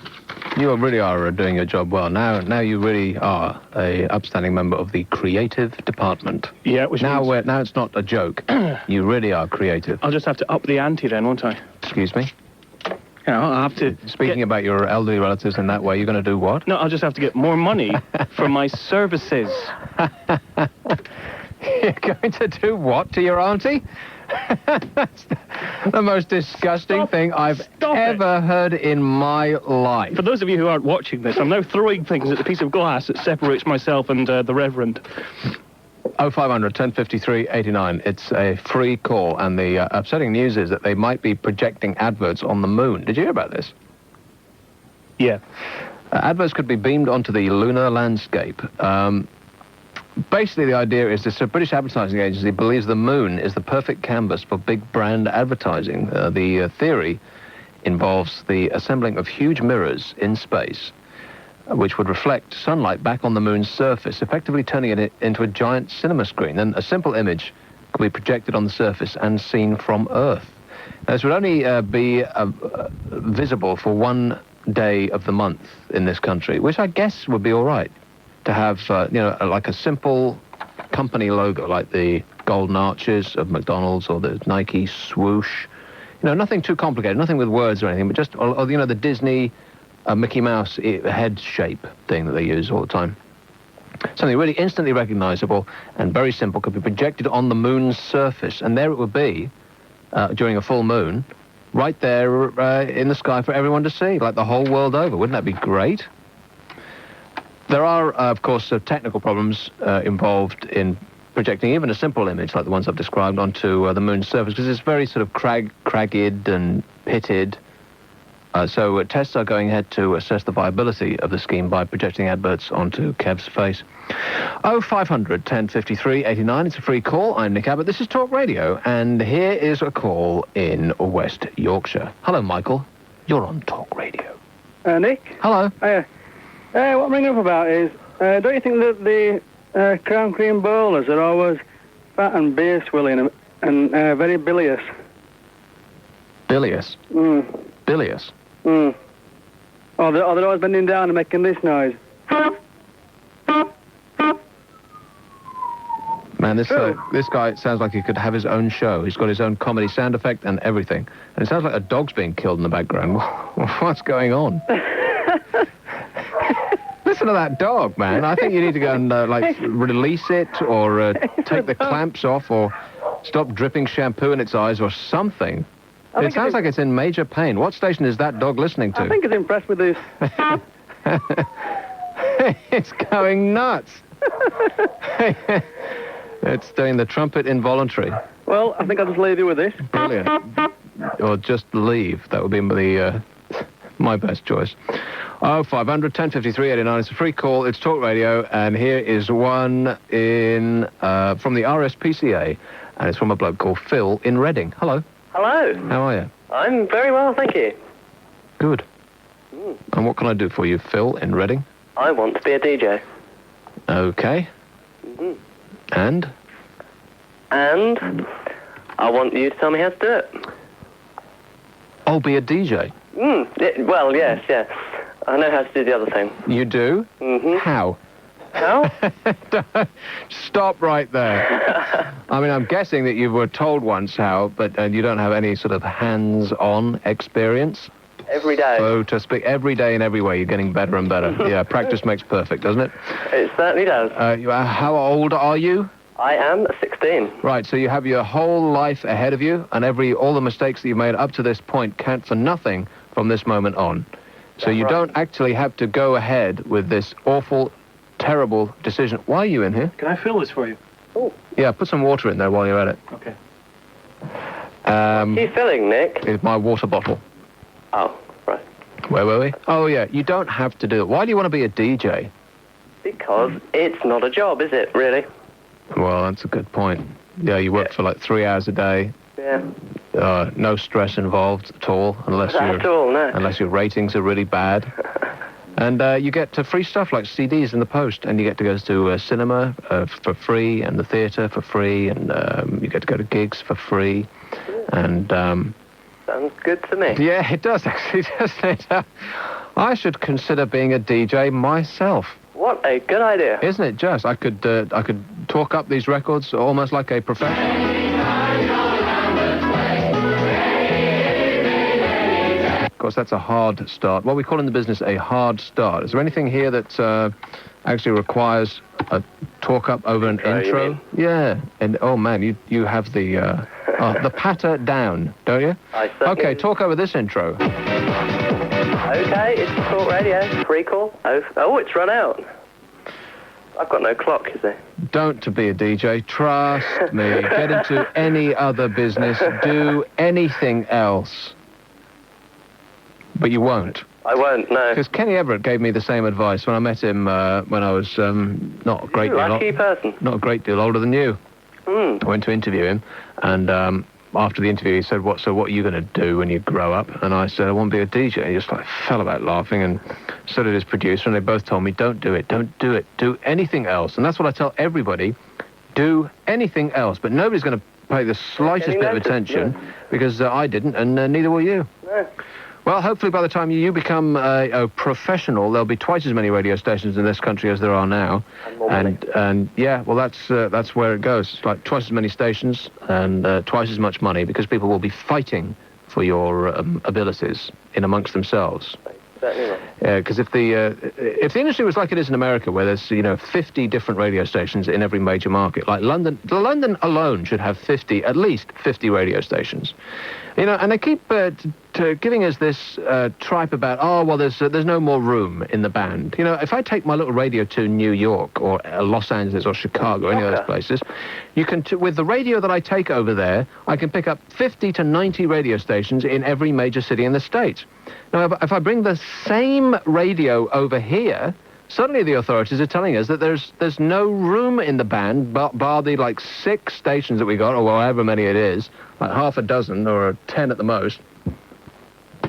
And it's just completely untrue. It's just rubbish. There's loads of room. We should have 3 times the number of radio stations we have in this country, and then people like you and what they amusingly call the air talent will be earning shed loads of money Because people would be, desperate for our services, especially if you, get the numbers. Yeah, damn right. But it's never going to happen because, this, that, and the other. So forget it. Or go to America to be a DJ, which is what I should have done about 10 years ago. Everybody's always telling me, go to America. I'm going, but I don't want to. Go to America. Okay, go to America. What, now? America. I could go now. 0500 1053 89. It's a free call. It seems to be a little weird this week, doesn't it? Oh, the show. Yeah, don't you think? Yes. I'm not quite sure what's going on. I mean, I lost track. Yeah, I know. I lost track a long time. Yeah, I lost track about 10 o'clock last night. Right. There's so many words on this board now. Look at that. All those pretty words on the screen. You're almost getting transcripts of calls. I know. Up there. Yes, I know. It's huge. Right, we can have sex shrinking the brain, clocks going back, cyber pets, sport. I don't know. Do we want to continue talking about sport? Because it seems like the past 5 hours of, I think Danny Baker covers the whole sport thing perfectly. Chimney, chimney, chim-chiree. A sweep is as lucky can be. Chimney, chim-chiroo. Good luck, we're above when I shake hands with you. Or blow me a kiss. And that's lucky too. Danny Baker, lovely, lovely, lovely, jubbly. Yeah, well, do you want to talk about sport? Is anybody remotely interested in sport? What kind of sport?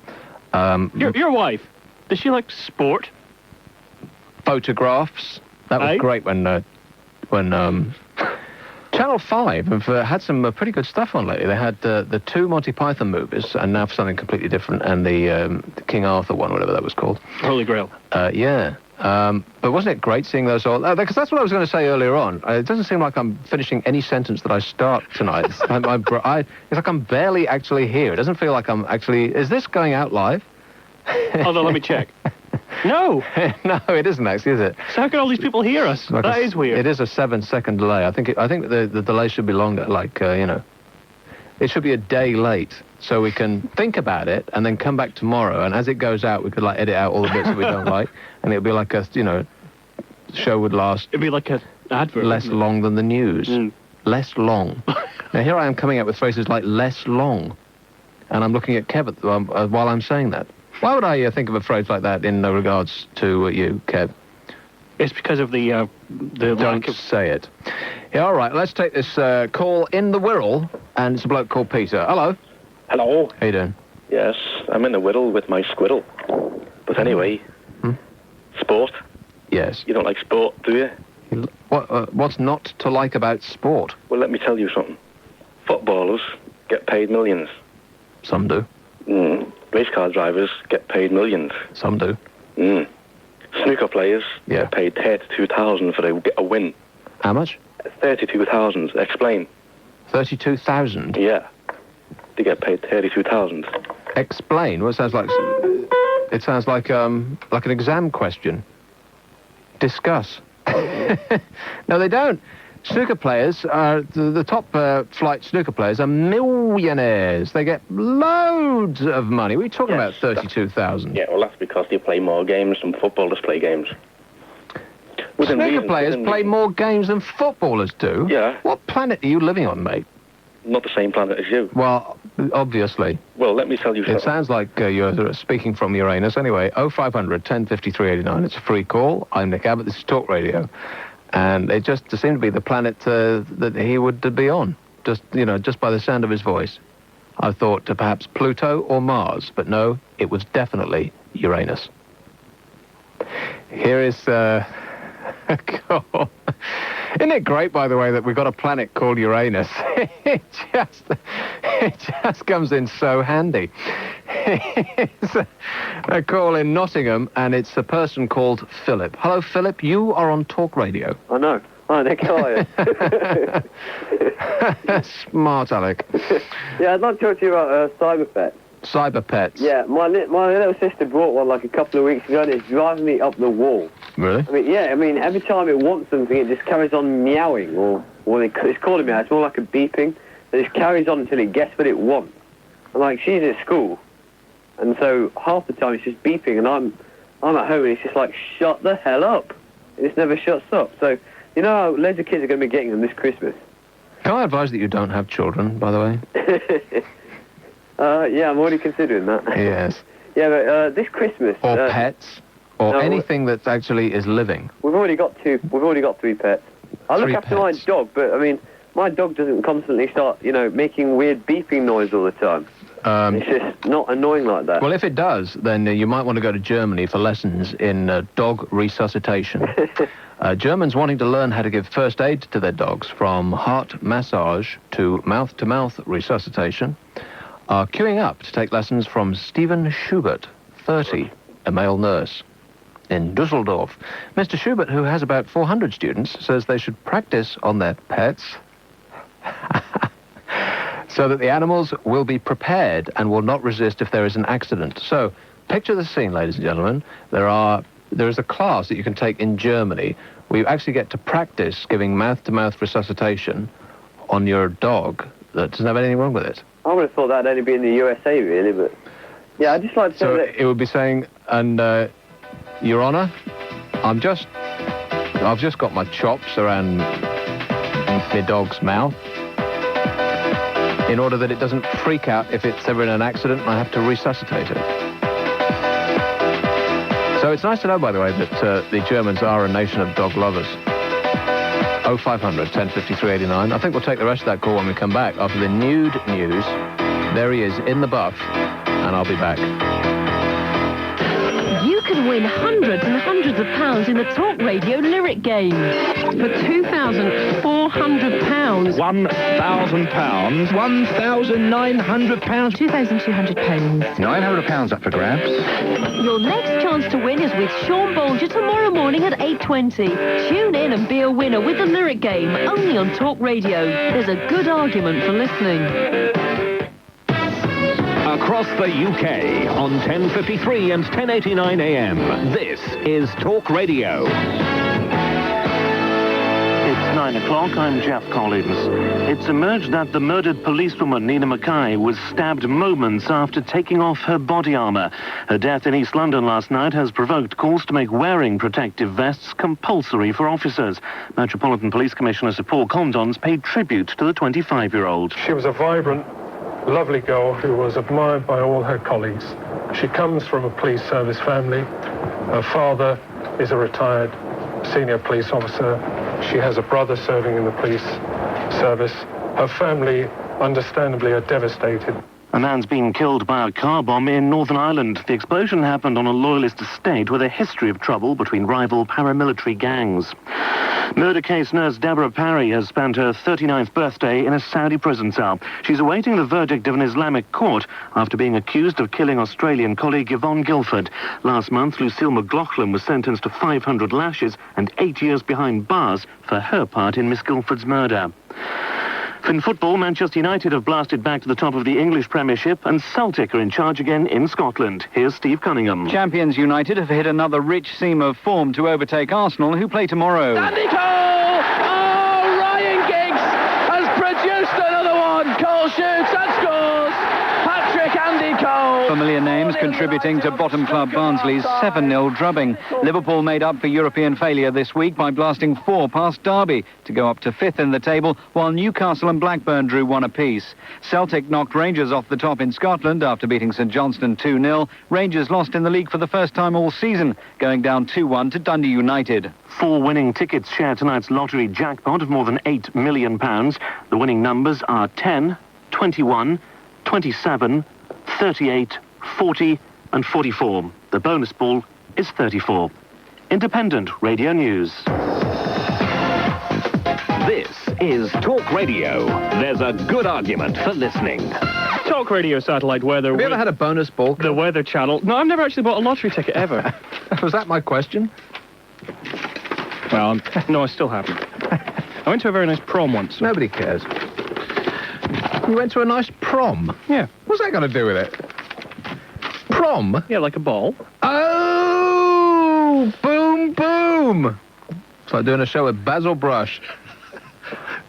It's my tail. Get on with it, because we've still got this bloke who's waiting to talk about whatever it was he called in for. Talk Radio Satellite Weather with the Weather Channel. Weather you can always turn to. Tonight, mist and fog patches will thicken in central parts of the country, with some dense patches possible in parts of the West Midlands and East Wales by dawn. I was going to make a cheap gag about being dense, but I'll just let it pass. East Anglia and North East England will have 1 or 2 showers, but all other areas will stay dry. Lowest temperatures will be near -1 degree Celsius. Really? Inland, plus Arg. 3 degrees Celsius around the coast. The 3 degrees are going to be on the show.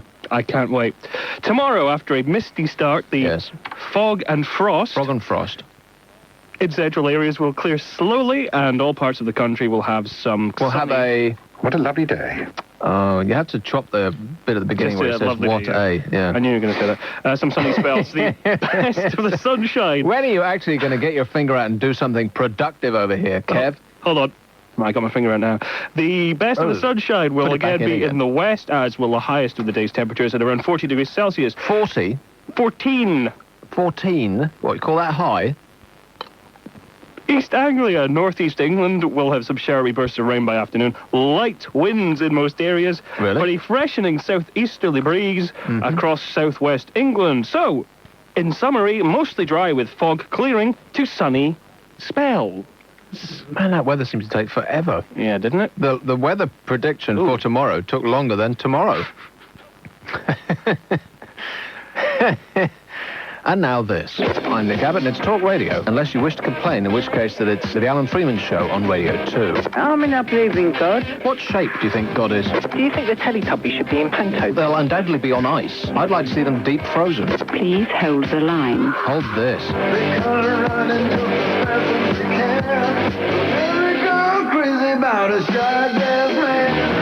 I'll say I'm a bigger man than you. You're a bigger man than me? I'm a wee woman. But you're a bigger man than me. Do you happen to have a ruler? I like the 2 fat ladies. They're my favourite. Well, you had 3 pints of cream and 2 pounds of butter. Every girl crazy about a shot-ass man. Look at us. La la la la.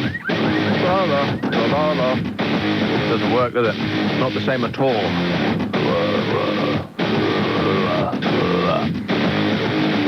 Right, here's a chap who was very rudely interrupted before, and probably will be again, as we go back to Philip in Nottingham. Hello. Hi, Nick. How you doing? Thanks for keeping me on before the news. Thanks for waiting. That's all right. Well, I'm in a payphone and I've got a load of press with fireworks around me, so it's advisable not to leave the payphone until they've gone.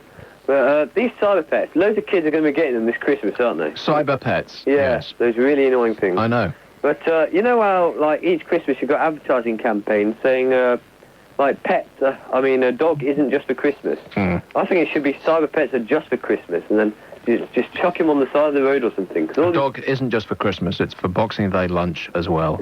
No, that's leftover turkey. Oh, yeah, right. And then leftover turkey again. I forgot, yes. Yeah, but, all these parents, instead of trying to get rid of dogs or something, they're just going to be chucking these cyber pets on the side of the road saying, sod off, don't want you.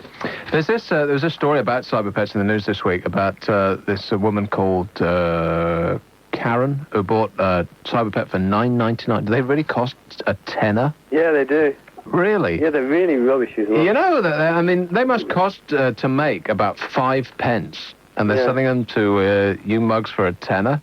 Yeah. Anyway, they spent 4 days feeding and walking her pet by pushing the various buttons, right? Yeah. And then and the pet was a dinosaur called Dingo. His dinosaur's called Dingo. How does that one go? There's a dog called Kev. He's a wonder sheep. Oh, yeah, right. Yeah. Then one morning she found Dingo was taking a drag on a cigarette. Karen said, I heard my little girl laughing, and then she shouted, Mum, Dingo's smoking. And she said, I don't think it's very funny at all. I admit I smoke, she says, but I don't want my daughter Kelly copying me. I am constantly telling her what a bad habit it is. Oh, that's a really good way to tell your daughter what a bad habit it is. With a fag in your mouth, just between breaths, she says, see this, what I'm doing right now, having a fag, don't do that. So she's absolutely outraged. Naturally, these sort of toys are outrageous and are bound to influence children, she says, Yeah, well, in Japan- between puffs. And she wants them to take it off the market. There's a company called Blue Toys. Really, I have some of their products at home, as a matter of fact. Do you have any Blue Toys at home, Kev? You've suddenly gone quiet. Really, yeah. And a little bit red. There's more than 10,000 of these smoking dinosaurs in Britain, apparently, and the marketing manager said, if a child doesn't look after the pet, it'll pick up bad habits and start smoking. I think that's hilarious. Around, yeah. But in Japan, there's 20 million of these things already around. Really? 20 million of them. I mean, how sad are these kids going out and buying these little things all the time? I mean, they're cons. Well, it's just another one of these crazes. It'll be over in 6 months. It was like Power Rangers. Yeah, it's like hula hoops was one of the original ones, and there was kanakas when I was, those like yeah, I know what you mean. Almost like glass-like balls that you clack up and down. Some people call them clackers. We used to call them kanakas. Yeah. And then they smash and shard into like 1,000 sharp bits and get lodged in kids' eyes. That's the part that we like the most. Yeah, and you also. Earlier, you were moaning about... moaning? Well, yeah, a bit. Does that sound like me? Yeah, about the clocks going back. Yeah. Yeah, well, look at it one way, just to cheer you up a bit. You get an extra hour in bed, which means you've got an extra hour to your other radio show. No, but you see, at my advanced age, I wake up really early, and I'm not the type of person who can't, like, just lie in bed. If I'm awake, I've got to get up, because otherwise it's just boring. I can't go back to sleep. I've got to get up. And so tomorrow morning... I don't want to know about that. Tomorrow morning, I'm going to be waking up at like 5 or something horrible like that. Oh, that's not good, is it? No. So it's not like I have an extra hour in bed. I'll have an extra hour up and the TV will be crap on Sunday morning, won't it? Unless it always is. It's all these church services that we don't want to look at. I know. And then Frost comes along, and and then he's got competition on the other side, and they're all like talking to politicians, like anybody could give a rat's ear about what politicians say. There seems to be this whole notion in this country that news constitutes what a politician happened to say today. More often than not, the top item of news on like the BBC 9 o'clock bulletin will be a Conservative politician said that Labour was crap. And that's like the first 15 minutes. Of course they did. That's what they do. They haven't got anything else to do. They just say that just as Labour did in opposition. And that's news? Of course that's not news. That's why I think that The Independent has actually got it right. Andrew Mars Jones, whatever his name is, he had this, because nobody's buying The Independent. Are they advertising with us? It's probably one of the most successful publications in the history of news journalism. But you get enough news on politicians, like, during the week. I mean, I think Sunday, especially Sunday's like most people's day off. I think it should be politicians' day off. Yeah, don't do seriously. anything about them on the news. Yeah, I know. Give us a break. But most of the stuff that's so-called news about politicians just isn't. It's just not news. It's like a politician says, we from the Conservative Party think that Labour are, they're really screwing it up. They don't have any idea, and they're all crooks and criminals, and they're, having sex with each other. That is the Conservatives. In the cabinets, they're saying. That is basically the Conservatives, just with a different colour. And Labour was saying exactly the same about the Tories, and everybody hates the Liberal Democrats, and so on and so forth, and it's just not news. It's not. It's boring. It's amazing. The politicians must be amazed. They must, dine out on this every night. They're thrilled that every time they call up a news organisation and say something, it's automatically treated as news. It's just ridiculous. Well, of course, Tony Blair is, trying to keep in the news, though, having those celebrity parties. Inviting, he invited 100 sports celebrities from Britain around last week. He's just trying to get in the news all the time. He had Noel Gallagher around as well in that last party. And now he's caused a storm. So Tony Blair's had to, have a go at Noel Gallagher. He's like, all he's trying to do is get in the news while he can, I think. I wonder if anybody showed, because Noel and Liam flipped out on I heard that. AN other radio stuff. Yeah, you actually heard it as it went out? Yeah. Did you? And so it was reported in all the papers, and everybody was very upset about it. Blah blah blah. But he threatened to beat up members of the Rolling Stones, and he called them out, as he put it, to Primrose Hill in London's fashionable North End, and said he was going to fight them at noon today. Well, I wonder if anybody actually showed up. I wonder if Noel and Liam actually showed up. No, they were probably doing something else then. But the best part on that show was when he said, he was asked why he went to number 10 Downing Street. He said he wasn't in favour of politics and all that. He said, because I can say that I've been to number 10 Downing Street, can you? No, so shut it. It's like, what a nice guy he is to talk to. I know. I like their music, but as people, I think they should just give us a break. Yeah, really. They should. And politicians should give us a break too. I mean, the people who do news, who the journalists who put together the bulletins for like commercial radio and TV and all of those people who write the newspapers, they should get it in their thick heads. I know that it's been sort of drummed into them from their little days in journalist school or whatever it is that they do, those squalid little local papers that they learned their craft on, that news pretty much constitutes what a politician said that day. For the rest of us, for you and me, we just don't care. It is not news to us that somebody from Labour says that the Tories are all criminals. Who cares? Of course they will. What are they going to say, that they're really nice people and we're sure going to have tea with them? They should just seriously get off it. And that's why I think that the new editor of The Independent, who stated just pretty much just exactly what I just said, has got it absolutely right. Nobody cares. You read the front page of The Guardian or The Times or The Telegraph or any of those qualities, and it's all just exactly that. Politicians going blah, blah, daytime is just chock full of it. They're on all the channels. Blah, blah, blah, they go on every single programme, it seems, until the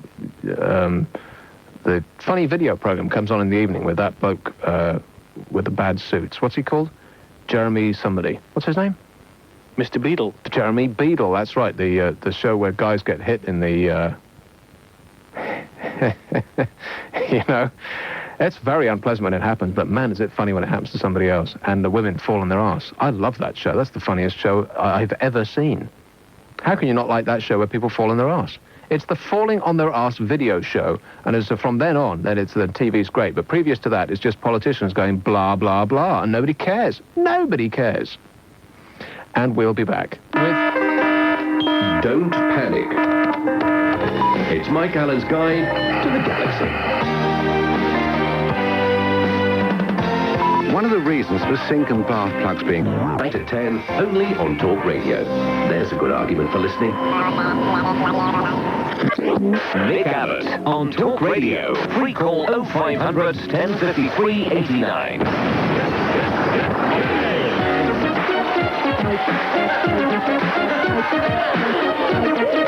I like this one the best. It's my favourite. Mike Allen, by the way, is not mostly harmless. He's a very dangerous and twisted individual and should not be on the radio. Or am I thinking of somebody else? Yeah, boy.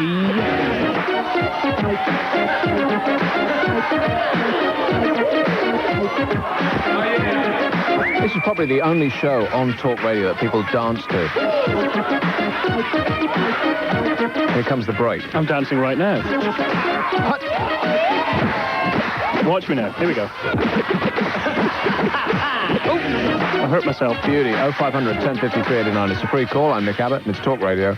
And here, blimey, this bloke's been waiting over half an hour to get on to say this. And it's a person called Ben in London. Hello, I'd like to talk about these clocks going back. I don't know, just the sound of his voice. I mean, I know that you've been waiting for half an hour, mate, but for like 34 minutes, just the sound of his voice. Do we want to actually hear the rest of this call? No, I don't think we do. But aren't you just a little curious as to whether he's serious? No, because I just listened to what he's saying using my button here, and trust me, you don't want to fade that up. Are you serious? You actually listen to that? Yeah. How can you listen to that? I can do that by pressing this button. He's hung up now because he thought he was on air, and he just started uttering profanities. Did he? Yes. Well spotted. I know. I have a divination for it. That doesn't make any sense at all, does it? Do you know what I mean? You're certainly a divvy.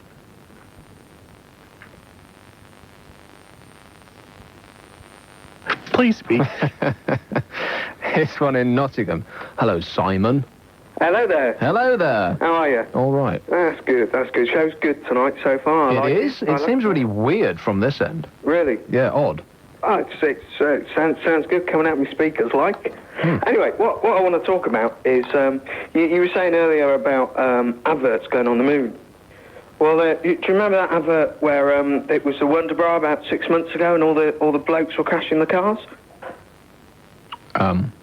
Like the big advert on the side of the road, the billboards. Hello, boys. That was years ago, mate. It's still up round here. Eva, what's her name? Eva Herzegovina. Yeah, she's married to that bloke from Bon Jovi. Hey, Nick, it's funny how I remembered that, isn't it? But, yeah, I know. Funny how that should stick in your brain. Well, can you imagine, like, what the world's coming to if they, like, projected that on the moon? Yeah, they could project it on one of them on the moon and the other on Mars. The planet could take one each. I mean, everybody was just crashing the cars. Uh-huh. And, like, if they had that just for, like, and even if it was just for one night a month, mm-hmm. I mean, can you imagine what the world would be coming to, like? I mean, great for the blokes. I think what we'd need to do would be to have an advert for the blokes one month and then an advert for the women the next, just to keep it fair, like. Yeah. Don't you think? You could put your magazines away for at least one day a month. That would be excellent. Yeah, absolutely. Yeah, give them a rest. Thanks a lot, mate. 0500 10 certainly have given us a lot to think about, but, not for too long. 0500 1053 89. It's a free one. Mike Allen is coming in. His show has been extended by 6 hours tonight because the clocks have gone back and the presenter that's following him has decided not to come in. Little does he know, but he'll be coming a little later on, not speaking about the psychic. Because as soon as you mention the word psychic on the radio, that's all anybody wants to talk about. I'm going to take a few of those psychic calls myself and just start dishing out bad advice to people and ruining their lives. But I'm sure Mike's psychic is very good. Is he? Mm. I wonder, maybe we should do you think I should call him up and pick a fight? No? Okay. Here's one in Penzance, and it's a person called Chris. Hi. Hello. Good evening. Great programme so far. It is? Oh, that last bloke needs to get a life, I think. Yeah. Can't remember anything you said. Smart one, nice one. No, I can't actually remember anything you said. What was the last call about? About Eva Herzegovina. Oh, yeah, I remember. Yeah. Very sad. I mean, okay, a bit of fun, yeah, but that's about all. I know, really. Well, Noel Gallagher, or even sport. Yes. Which would you rather choose now? I mean, I don't know which sounds even funnier. Or the sport, you mean? Well, I was watching the news today about Damon Hill and the events that unfolded in front of everyone's eyes. 3 drivers getting exactly at the same time. I missed all of this. What are you talking about? Well, Michael Schumacher, Jacques Villeneuve, and Heinz-Harald Frentzen. Who? Heinz-Harald Frentzen, the German Grand Prix driver. I just wanted to hear you say it again. To stumble through that name again. Yeah. They all did what? They all got exactly at the same time. I just find it amazing. I give the man credit for, the men rather, give them all credit for knowing how to count. Yes. Right. Well, the point being...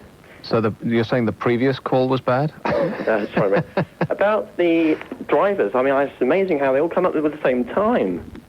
And like those you saying about psychic, I wonder, any connection? Mm-hmm. With... I have 2 choices here. I could just let you stumble on and try and... okay, I'll try and pull success from the jaws of defeat. Or we could just dip out of this and, call it quits. Which do you think we should do? I think I will be quite happy to change the subject. I don't mind at all. I'm pretty easygoing. Right, now, is that one of the 2 options that I've given you? I thought I'd make my own up. Really? Yeah. Say goodbye. Noel Gallagher. Well, it's an interesting way of saying farewell, but that's what we'll be saying from now on this show. I'll be back after this break, And till then, Noel Gallagher. Listen out for Talk Radio's roaming reports with 1-to-1, and you could win one of 10 European city breaks or a fabulous Christmas shopping trip to New York. Our roaming reporter is Julie Peasgood. Every day I'm in a mystery European city. I'll give you lots of clues, and all you have to do is guess where I am. Yesterday, Julie was in Luxembourg. Where will she be on Monday? Tune into the Talk Radio breakfast just after 7. Guess where she is, and you could be heading there for a fabulous weekend. Roaming reports with 1-to-1's international roaming service every weekday morning on Talk Radio. If you love the music of the 50s and 60s, you can't be without this ultimate collection. Music and Memories bring you 4 volumes packed with your favorite artists and their unforgettable hits. Alma Cogan, Dean Martin, Doris Day. Once I had a sea. The unforgettable 50s and 60s. 3 coins in the fountain. Guy Mitchell, Rosemary Clooney, Tom Jones, Matt Monroe, Connie Francis. Sorry now. The unforgettable 50s and 60s. Dream a little dream. 80 great songs on 4 compact discs. Or 4 cassettes for just $29.95, including post and packing. Order now by calling free on 0800 114 224. Delivery within 10 days and your money back if you're not completely satisfied. You'll never find another collection like it. Call 0800 114 224. The unforgettable 50s and 60s. 2 golden decades, one essential collection. Call Music and Memories free on 0800 114 224. Hello, who's this? This is Talk Radio. Free call 0500 1053 89 now. Nick Abbott.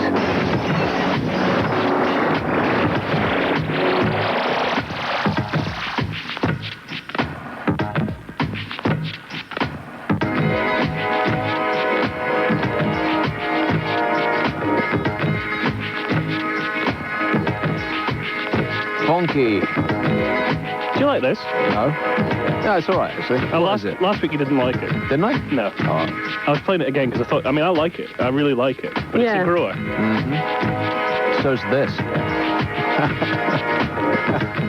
Would you like me to send you a photograph? What of? My grower. What, like grow bag? No, he's the guy that comes and does my vegetables. I have a plot at the back where I grow stuff. You should see the size of my plums. What's his name? He does fruit, too. His name is, that's the Cedric Penis, who I was talking to you about earlier on, who's changed his name because it's too embarrassing. He's changed his name to David Penis. I was thinking, next week. Is Anna Rayburn the only person who's allowed to say the word penis on this station? Yes. Next week, right? Yeah. Because you know you always want to discuss stuff that we do on the air. If I say anything to you before the show, you say, no, say it on the air. All the time. Yes. I think we should have a Tito Puente evening next week. Tito Puente? Tito Puente. Tito Puente. That's what happens in Mexico when it's really cold. Puente. You're a little, If only this was television. No, I mean, do you want it next week? Get Tito Puente on the phone. We could try. Are you serious? Yeah. Why would we want to do that? Man can barely speak English. Okay, well, we won't get him on the phone, but we'll play his unique brand of Latin American salsa, jazz, salsa, funk. Yeah. Do you want to do that next week? No. Only if, we have absolutely nothing else to do. Well, we're doing it then. Tito Puente. I saw him play at the Empire. He must be about 1,000 years old now, because this was like 10 years ago. I saw him play in this place in Leicester Square in London. London, mate. It's in London.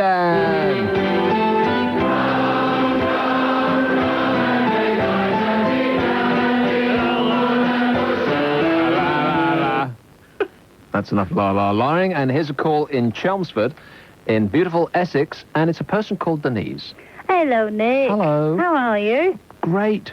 Oh, good. I'm really glad to hear that. Are you? Hey, listen, have you heard about a guy called... Are you the drunk woman who called last week? No. I beg your pardon. I'm just checking. No. Aren't you? No. A guy called Dr. Breedlove. Dr. Breedlove? Yes, Yeah. he's been breeding rats in California. I can't What, he has? I can't think why. I mean, for goodness sake. Mm-hmm. But anyway, he has told in the Daily Telegraph that apparently making love makes your brain shrink. I wondered if you've been making too much love lately. Denise, where have you Because been I've been for worried the about past, you. I'm very worried about you, Nick. 2 hours or so? Sorry? We've been discussing that at, and I hesitate to use this word in that context, but we've been discussing it at length. Hey, come on. I've only just tuned in to you. Well, what have you been doing up to this point? Have you been, refreshing yourself completely? I've been shrinking my brain. Shrinking your brain, yeah. I think we can all figure out how it is that you've been doing Yeah, it. and where's my jibber jabber? Your I'm jibber fed up jabber? with you. I'm fed up with you. You didn't send me a jibber jabber. Well, why would I want to do something like that? Well, because... I could send you a squeezy smiley, squeezy smiley round thing. It's like a flying screamer, it's called. Anyway, listen, Nick, have you been sort of shrinking your brain a lot, or what? Or not? Or what? I'm having some fun with you, that's all. Aren't you just? Yeah. I was telling Andy The only before. fun you have this week, I bet. I'll just wind him up, you know. I love to wind people up. And you are the perfect person. You think I sound wound up?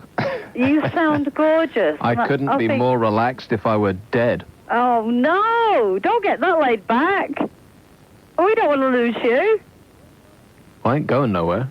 Where are you going? No, I'm not going anywhere. I think you work too hard. I do. I work every single day. I know you do. Like 8 hours a day. I happen to know that, Nick. Just I happen to know preparing that. for this show. Yeah, right.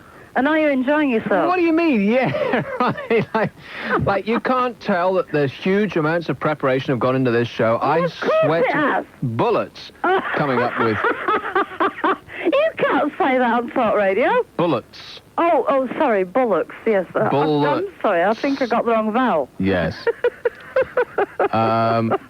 Just huge amounts. I mean, you think that this stuff just trips off the top of my head? Not at all, madam. No. It's all typed out in triplicate. Even Kevin there, he's following the script. He knows what I'm going to... He knows what... Tell me about it. He knows what I'm going winding me up to tonight. say next. And you seem to be straying from it, madam. Are you sure you were reading from the same hymn book? I think so. Although I'm not religious, but yes. And you can barely see at the moment, yeah. Talking of weird names, there was an ad for... weird names? A little contest we were doing at the top of that break, Kev. Is she really called Julia Peasgood? Oh, no, Julie. Julie Peasgood. Yeah, the girl with the long blonde hair out of Emmerdale Farm. She's in Emmerdale. She's very lovely as well. Is she? Yeah. Is that Kev the Wonder Sheep? No. Can I just clarify something here I can again? have a go at you. Kev the Wonder And she's Sheep called is somebody Peasgood. else. Kev the Wonder Sheep. There's another guy here who works Kev and is shut up also about Scottish. that. It's not Give me. me that bullocks. It's not me. She said bullets. She says it again. I'm going to kick her off the air. She's called Peasgood. Peasgood, yeah, that's right. And you know, Do you think she had like a she really advertises Bird's Eye peas. hard time at school? Julie Peasgood. Yeah. Will you stop it? And did she ever ask to be excused? Oh, no. Yes, Julie. Can I be excused, please? I'm going to be hauled in... I'm going to get my keister hauled into the boss's office. You're a what? Is it going to be attached to any part of you? Or will it go there of its own Well, volition? I had to say keister because I can't say the word ass on the radio. I see. 0500, so that's... how many parts of the body are we not allowed to say on the radio? 0500 1053 89. I'll be giving you a list of those in about half an hour time, just at the front of Mike Allen's show, so that he gets the blame and the fines. Here's one in East Yorks, and it's a person called Matthew, and you're on Talk Radio. Oh, hi, Nick. I need your advice. Oh, right. Well, you've obviously called the right person. Absolutely. Yeah, I was just sat listening to the show playing with a box of matches, which is about to start. Yes. And I got curious as to how well a tissue burns. Bless you. So I lit a tissue, and it sort of burns very fast and went up in a ball of fire. Yes. Which I proceeded to drop on the carpet. Mm-hmm. And It's sort of spread across the carpet, and I have a big foot square hole in the carpet. What? What's the carpet made of? It's like nylon or something. It probably is, yeah. You burnt a hole in your carpet while, and so that's my fault, I suppose, is it? I'm trying. Yeah, my parents are home, and I can just... Oh, so it's not even your carpet, your parents' carpet? Yeah. Oh, no. Yeah, that's that. And so you want to know, there's, I need advice. Well, like leave the house would be one thing, get insurance would be another. Well, I'm planning to sort of sit on the hole, cross-legged for the rest of my life. Yes.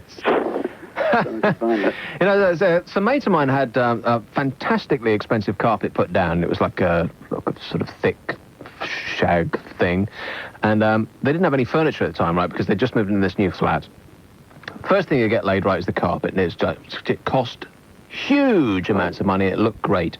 And we had these big candles that are about, I don't know, 3 inches across, and so it was burning for hours on end.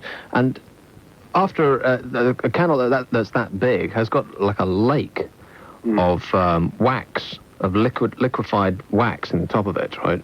And so I'm like, we're all like sleeping on the floor, and I just lean over and blow the candle out, and because the light went out as I blew the candle out, little did I know that this wave of wax came up over the candle and splashed all over the brand new carpet. Couldn't believe it. I mean, it was a puddle, I guess about, it was like a foot long. It was just, and it was right in the middle of the living room in front of the fire. Couldn't believe it. You can't get it up. You cannot get it up. It had been down like that day, and there's a foot-long wave of wax that's right there, and I couldn't go around.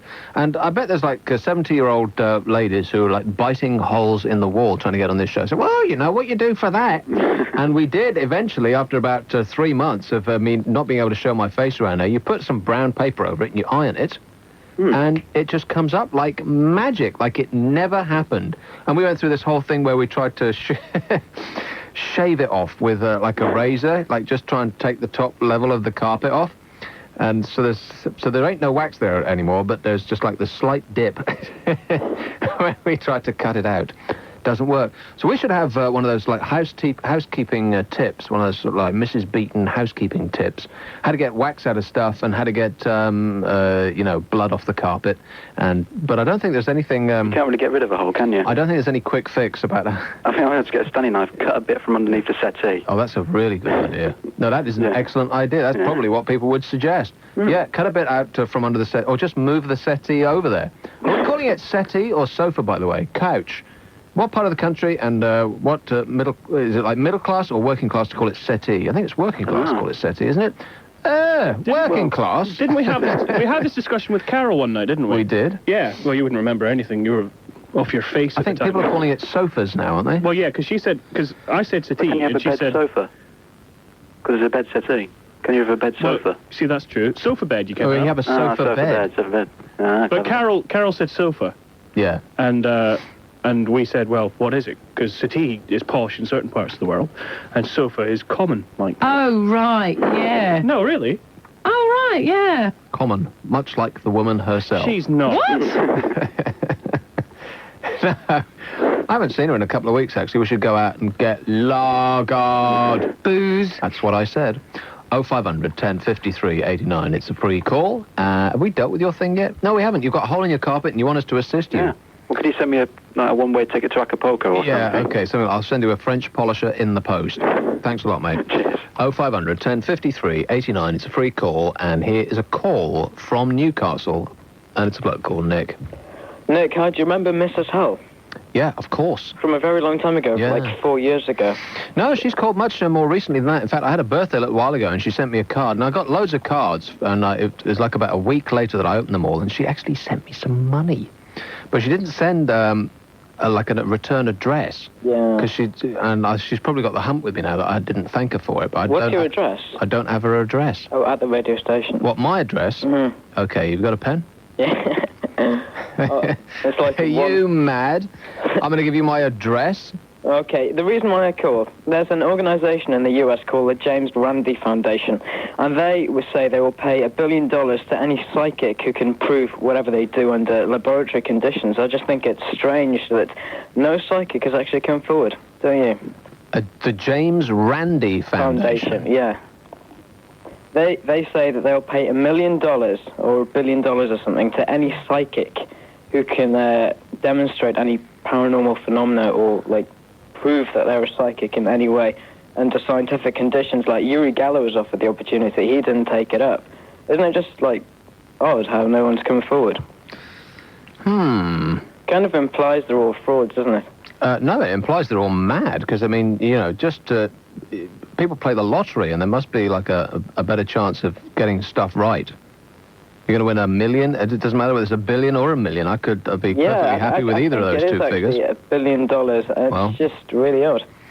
No, I think you must have your facts wrong, though, because surely psychics all over the world will be queuing up just to have a go. I mean, why not? I would have a go. There was an Equinox, like, a month ago, and it was talking all about this.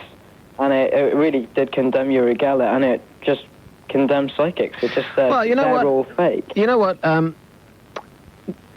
Everybody is. I mean, it's like religion is on the wane in this country. People don't believe in that anymore. People don't go to church anymore. They're not, giving it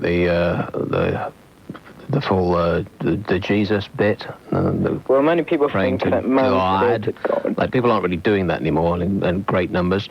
People are becoming much more scientific in their thoughts and approaches, and despite the fact that the X-Files is wildly popular and all of that manner of business, people just don't believe anymore. The truth is out there, but they're just not prepared to go and search for it. And I feel, and I'm more cynical than almost anybody I know, but I do feel that there is more to our, everyday lives than our five senses can detect.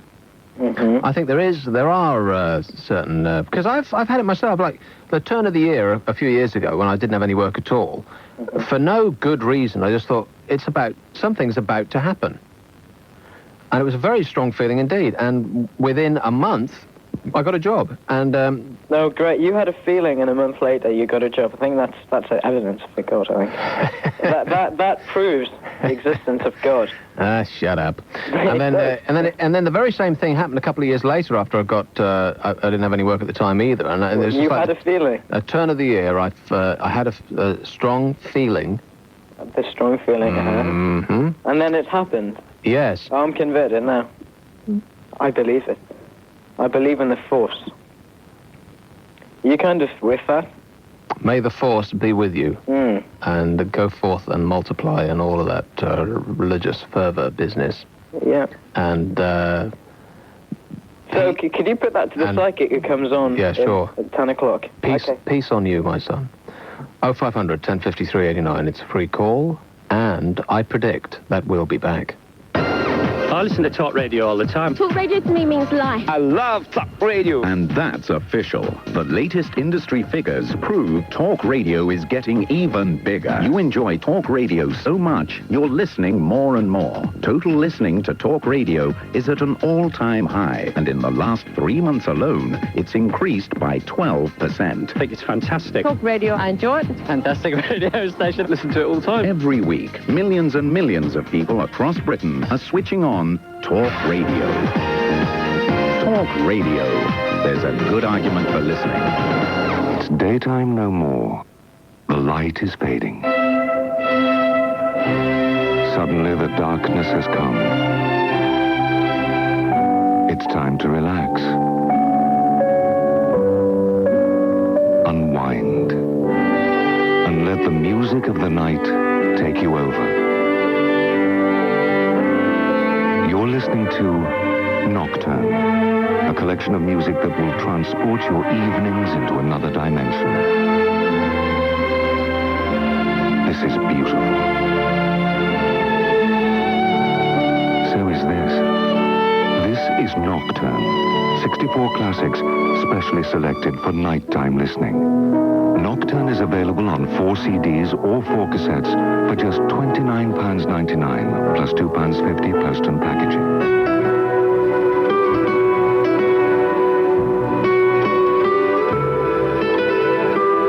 Call 0800 700 600, and in 21 days you'll have over 4 hours of soothing nighttime classics in your collection.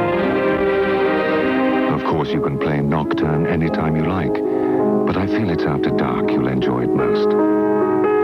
Call 0800 700 600 and ask for Nocturne, magical music for after dark. 0800 700 600. Nick Abbott on Talk Radio.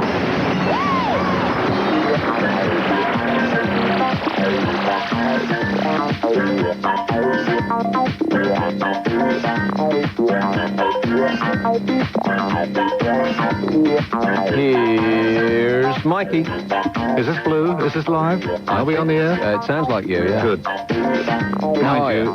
Good, yeah, but I'm not the only one who's sounding like me. I thought you're sounding like me more and more, Nick. Well, when I start going on about psychics and yeah, well, religious phenomena and all that. Religious, yes, but religious phenomena. All that hokum.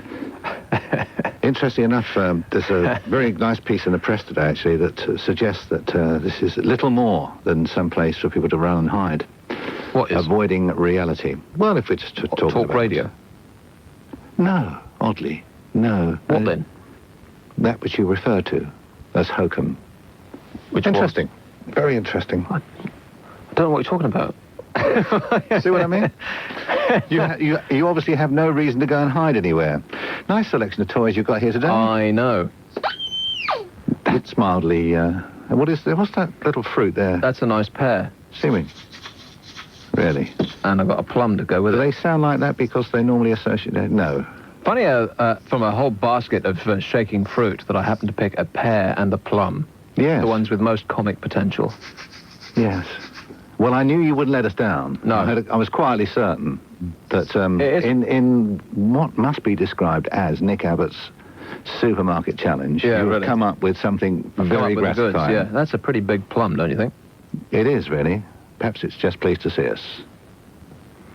So, are you having the psychic on just after 10? Does he know you're going to call? I'm going to tell that joke every single week. He called me just now, actually, and he said, why haven't you called me? It's true. I said, well, you would know. Yeah, really. You would know. So he's in California, and he does like readings for the stars, right? Readings for the stars. So he's one of the most prestigious of all of the world's psychics. I think there's a certain, I don't know, advantage in having an English accent or something, you know. Oh, he's English? Yeah. Because you stay there after a while and you start to get a little twang. Yeah, well, I suspect, you know, he sort of drains that off when he talks to us. But as you know, from you spent some time over there, haven't you? Yeah. You have to Americanize things when you ask for something, otherwise they don't understand. Don't understand a damn word you're saying. Give me a pack of cigarettes. Please. And I have the great put-down for you when they say, have a nice day. This is the ultimate New York put-down. Don't tell me what to do. Yes, it is. It's very much an island, isn't it? It's unlike anywhere else in the States. New York is just New York, and the rest of America is the rest of America, and never the twain shall meet. Yeah. Because everywhere else wishes you to have a nice day, and it's all smiles, and in New York, it's get out of the way. Yeah. What do you want? Yeah. So what have we got tonight? Yeah, because you've got a long show tonight. Yes, I'm having it extended, which is... and the show too? Yes, I think... both well overdue. So that was actually talking about the difference between New York and the rest of America. I did an appearance or two at the Bottom Line Club in New York. Oh, really? Yeah, and Bottom Line. The Bottom Line, and it's largely a music club. But was it a saucy act you had? Well, it was a little. How can we say? Refreshing. And I did the whole routine on the difference between Los Angeles and New York, and it was quite amusing, actually. There's a Brit on the stage making these observations. These New Yorkers are absolutely howling, you know, because I could safely point fun west. Have you done stand-up? Well, I suppose it was, yes. Blimey, don't you find that... Because I suppose this is stand-up in a way, in that it's like... Well, don't give the game away about Danny Kelly, you know, I mean... Sorry. I don't really understand why they do that. Why do they do that show standing up? Well, they're standing up. It all comes from America. Yeah, that's right. But the reason they stand up, it was entirely lost on people, is because they didn't do speech standing up. They did record standing up. Yeah. Because the studio was actually in the middle of the record library, so they were forever getting up, getting down, getting up, getting down. So they just hoiked the turntables up, so the guy could just walk over. And this is in the days of vinyl. and slap it down and cue it up. And that started around 82. But I think it also program directors make, even in this country, they make you stand up because they think it gives you a more sort of vibrant edge and more kind of like awake thing in your voice. But if we had to do this standing up, it'd be a nightmare, wouldn't it? I just wouldn't do it. 2 pairs of legs with varicose veins. Couldn't be done. Yeah. Not for that sort of money. No, I demand a stool. But anyway, that's enough about me. I'll speak to you later. Okay, he's leaving us by speaking about his store, which I think is somewhat unsavoury. 0500 1053 89. Thank you, Mike. Mike's in after 10 o'clock with the psychic. I'm going to take some of those psychic calls, by the way. I want you to line some of those up. I'm going to tell people what's going on in their lives and whether they should move house and, like leave their pets on the motorway. I want to take a couple of those calls, and I'm going to start ruining lives. That'll be the feature in the last 5 minutes of this show. How many lives I can ruin in the space of 5 minutes. Can I do something very quickly, please? What's that, then? I haven't given Ian Collins his plug for this week, and he plugs you to death now. He does? I don't, but I do. But he does, rather. He plugs me? Yeah, because, of course, I have nothing to do with that show. Apparently there's a guy who sounds like me on it. But Ian Collins is on after James Will on Tuesday to Friday. You don't run the board on that show, do you? No, of course not. Do you? No. Oh, yeah. Which is how I can go out for a Mexican meal with you at, 5 o'clock at night. Mm-hmm. Now he's getting an attitude. And, be awake for, about 48 hours. Yes, back to Ian. Yeah. Ian Collins is on next week, and he's doing all manner of exciting things. What is he doing, precisely? All... Name one exciting thing that he's doing. Strange but true. Yes? Which is a wonderful feature. He's got diamond demos. He's got, I don't know. I've lost track now, actually. I only required one. Okay. But he's on next week, and I think you should plug him as he plugs you all the time. I will plug him. Go on. Oh, you mean advertise his show? Yeah. 0500 1053 89. It's a free call, and here is one in South Airport, and it's a person called Andrew. The Jimmy Greaves office box, and Vinnie Jones isn't office box, putting George Best office box, Hilly is the Paul Gascoigne office box. Gary Lineker, a nasty person, office box, as Mr. Boring, nasty person. With me is Paul Gascoigne, office box time. Yet he's regarded as Mr. Boring, nasty person, office box, etc., etc., etc., etc. That's excellent. What was that? Get that bloke on the phone and... he's on one. Was that Mr. Dealey? It sounded like back at you. I don't know, but we need him to come in and start doing some amusing bits. Yeah, because we can't do that. Because so far, Kev, not much. Oh, so you compliment me 1 second and then it's like... man, what an attitude. What is wrong with you? What has been tickling your... today? What's up your... at the moment? It's just a Saturday evening and thirsty. Okay. Do you think you can last 10 minutes? No, I'm going now. Bye now. Andy, you better go to the pub and get him set up. This is an emergency. Here's one in Teddington, and it's a Josie. Hello, Josie. You're on Talk Radio. Hello, I've been listening to you and talks about religion and psychics and God knows what else. I've been reading Richard Dawkins, who is Professor of Science to the masses. I am one of the masses. And he states in his book... That the masses are asses? No, that we are all robots with digital brains, and the best thing we can practice is altruism. We originally came from, I think, pygmy chimpanzees in the jungles of Zaire. They are our ancient ancestors. I know, and I haven't seen them in such a long time. I really feel bad about that. Maybe we'll get together at Christmas. No, I'm quite bewildered by it all. But he really does have something nice to say. Richard Dawkins. You've heard of him, I'm sure. You sound as bewildered as a newt, Josie. Oh, I'm not a newt, and I'm not that bewildered. No, I've read The Selfish Gene as well, mate. Yeah, so have I. The Selfish Gene by... Richard Dawkins? It was? Yes, super. And another professor in America, I can't remember his name, Professor Nobody cares. Rose, I think. He said... I've accumulated, I think he's in his 60s now, or 70s, and he said, I've accumulated all this knowledge, he said, my head is full of it, And he said, what makes me sad is that I have to die and leave it all. That's very profound, isn't it? Isn't it just? And here I am dying, and you're leaving us all. Thanks a lot, Josie. Bye-bye. Bye-bye. What a nice lady. What? Kev? You seem to be sticking 3 fingers up at me. Choose one. Okay, well, here's a couple. Yes. No, I was thinking line 3 looks quite funny. Line 3.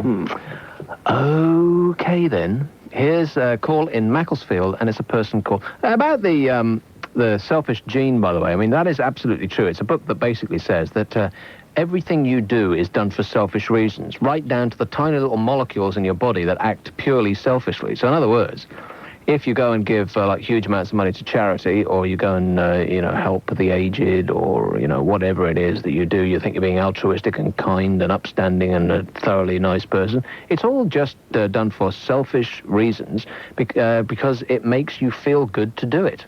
You pass somebody with their hand out in the street that's asking for some spare change, please, and you give them some spare change. That's not the be-all and end-all of that interaction. You're doing it not to help them out, says this book. You're doing it because it makes you feel good to help them out. That being the crux of why you're actually doing it. You're not doing it because you're a nice person. You're doing it because you're an awful, horrible, disgusting, selfish person, and you make me want to puke. Or am I being controversial? Kev? Yeah. But you do make me want to puke. Here's one in Macclesfield, and it's a person called Sam. Hello? Hello? Hi. I was just ringing up to ask if you could play my wife's voice again, because I don't get to hear her do that often. Hello? Is that her? Hello? Hello? No. Hello? Yes. Hello? Hello? Yes. That's your wife? Yes. I never get to hear her say that, because I've got a huge brain. This is your wife? Oh, yes. That's the one. Oh, yes. Oh, yes. Oh, yes. That's it. I'm recording that so I can listen to it at my own pleasure. Excellent. Can you say yes? I can say yes, but not quite as well. Say, oh, yes. Oh, yes. Now do it because I was speaking over you saying it. Oh, okay. I'm sorry. I'll count you in. 3, 2, 1. Oh, yes. Is that okay? I think that will do, yeah. All right, you're going to put them together? I think we'll have to do something with them, yeah. We never hear them together. No, really. They'll be together, unlike you and your wife. Well, we're together, but you'll be saying yes in perfect harmony. Perfect. If you can't, we can. Thanks a lot, mate. Thank you very much. It's almost like blind date, ain't it? 0500 1050 389. It's a free one, and not much time to go. Here is our first psychic caller of the evening, and it's Georgina in Manchester. But I knew that. Hello. Hello. Yeah, I've got a question to ask. What's your query, madam? My query is, I look like I'm on the verge of being offered the most brilliant job in the world in London. You look like you're a verger? On the verge of. Right. What job is that, then? Oh, I don't really want to say. Oh, say it. It's all industry related, Oh, to be honest. say it. No. Oh, yes. Say it. Oh, yes. No. I'd rather not. I'd rather keep that to myself. But it's only just come up in the last week or so. Yes. And I'm just got a new flat with my boyfriend up in Manchester. Yeah. Do you really, really love him? No, I think that pause spoke volumes. No, you don't love him, do you? I'm not too sure, really. I think we've got to the bottom of this one. No. You I hate don't him, know. don't you? What is it that he does that really ticks you off? Think, like, if I say that really annoys you, like the one thing that he does, what immediately springs to mind? What are you thinking about already as I'm speaking? The soap in the bathroom. What, hairy? Oh, no! You have to, like, pick it off with a tweezer? Oh, and with your eyes closed as well. It's nasty business, our bathroom. It really is. But anyway, hang on, no, this isn't the reason I'm phoning. Seat up, bad aim? Extremely. Why? Why, oh, why, oh, why? Surely the bowl is big enough to point into. Oh, I know.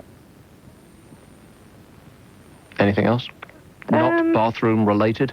No, I think we lost track, to be honest, though, the reason that was called. Does he ever leave, like, the lids off stuff? Oh, come on, only mustard. Mustard? Yes. Do you ever use mustard in the bedroom? Stings like hell. Does it? Yeah. Tastes awful. Not the grainy stuff, though, that's all right. Of course, let's not be ridiculous. No. No.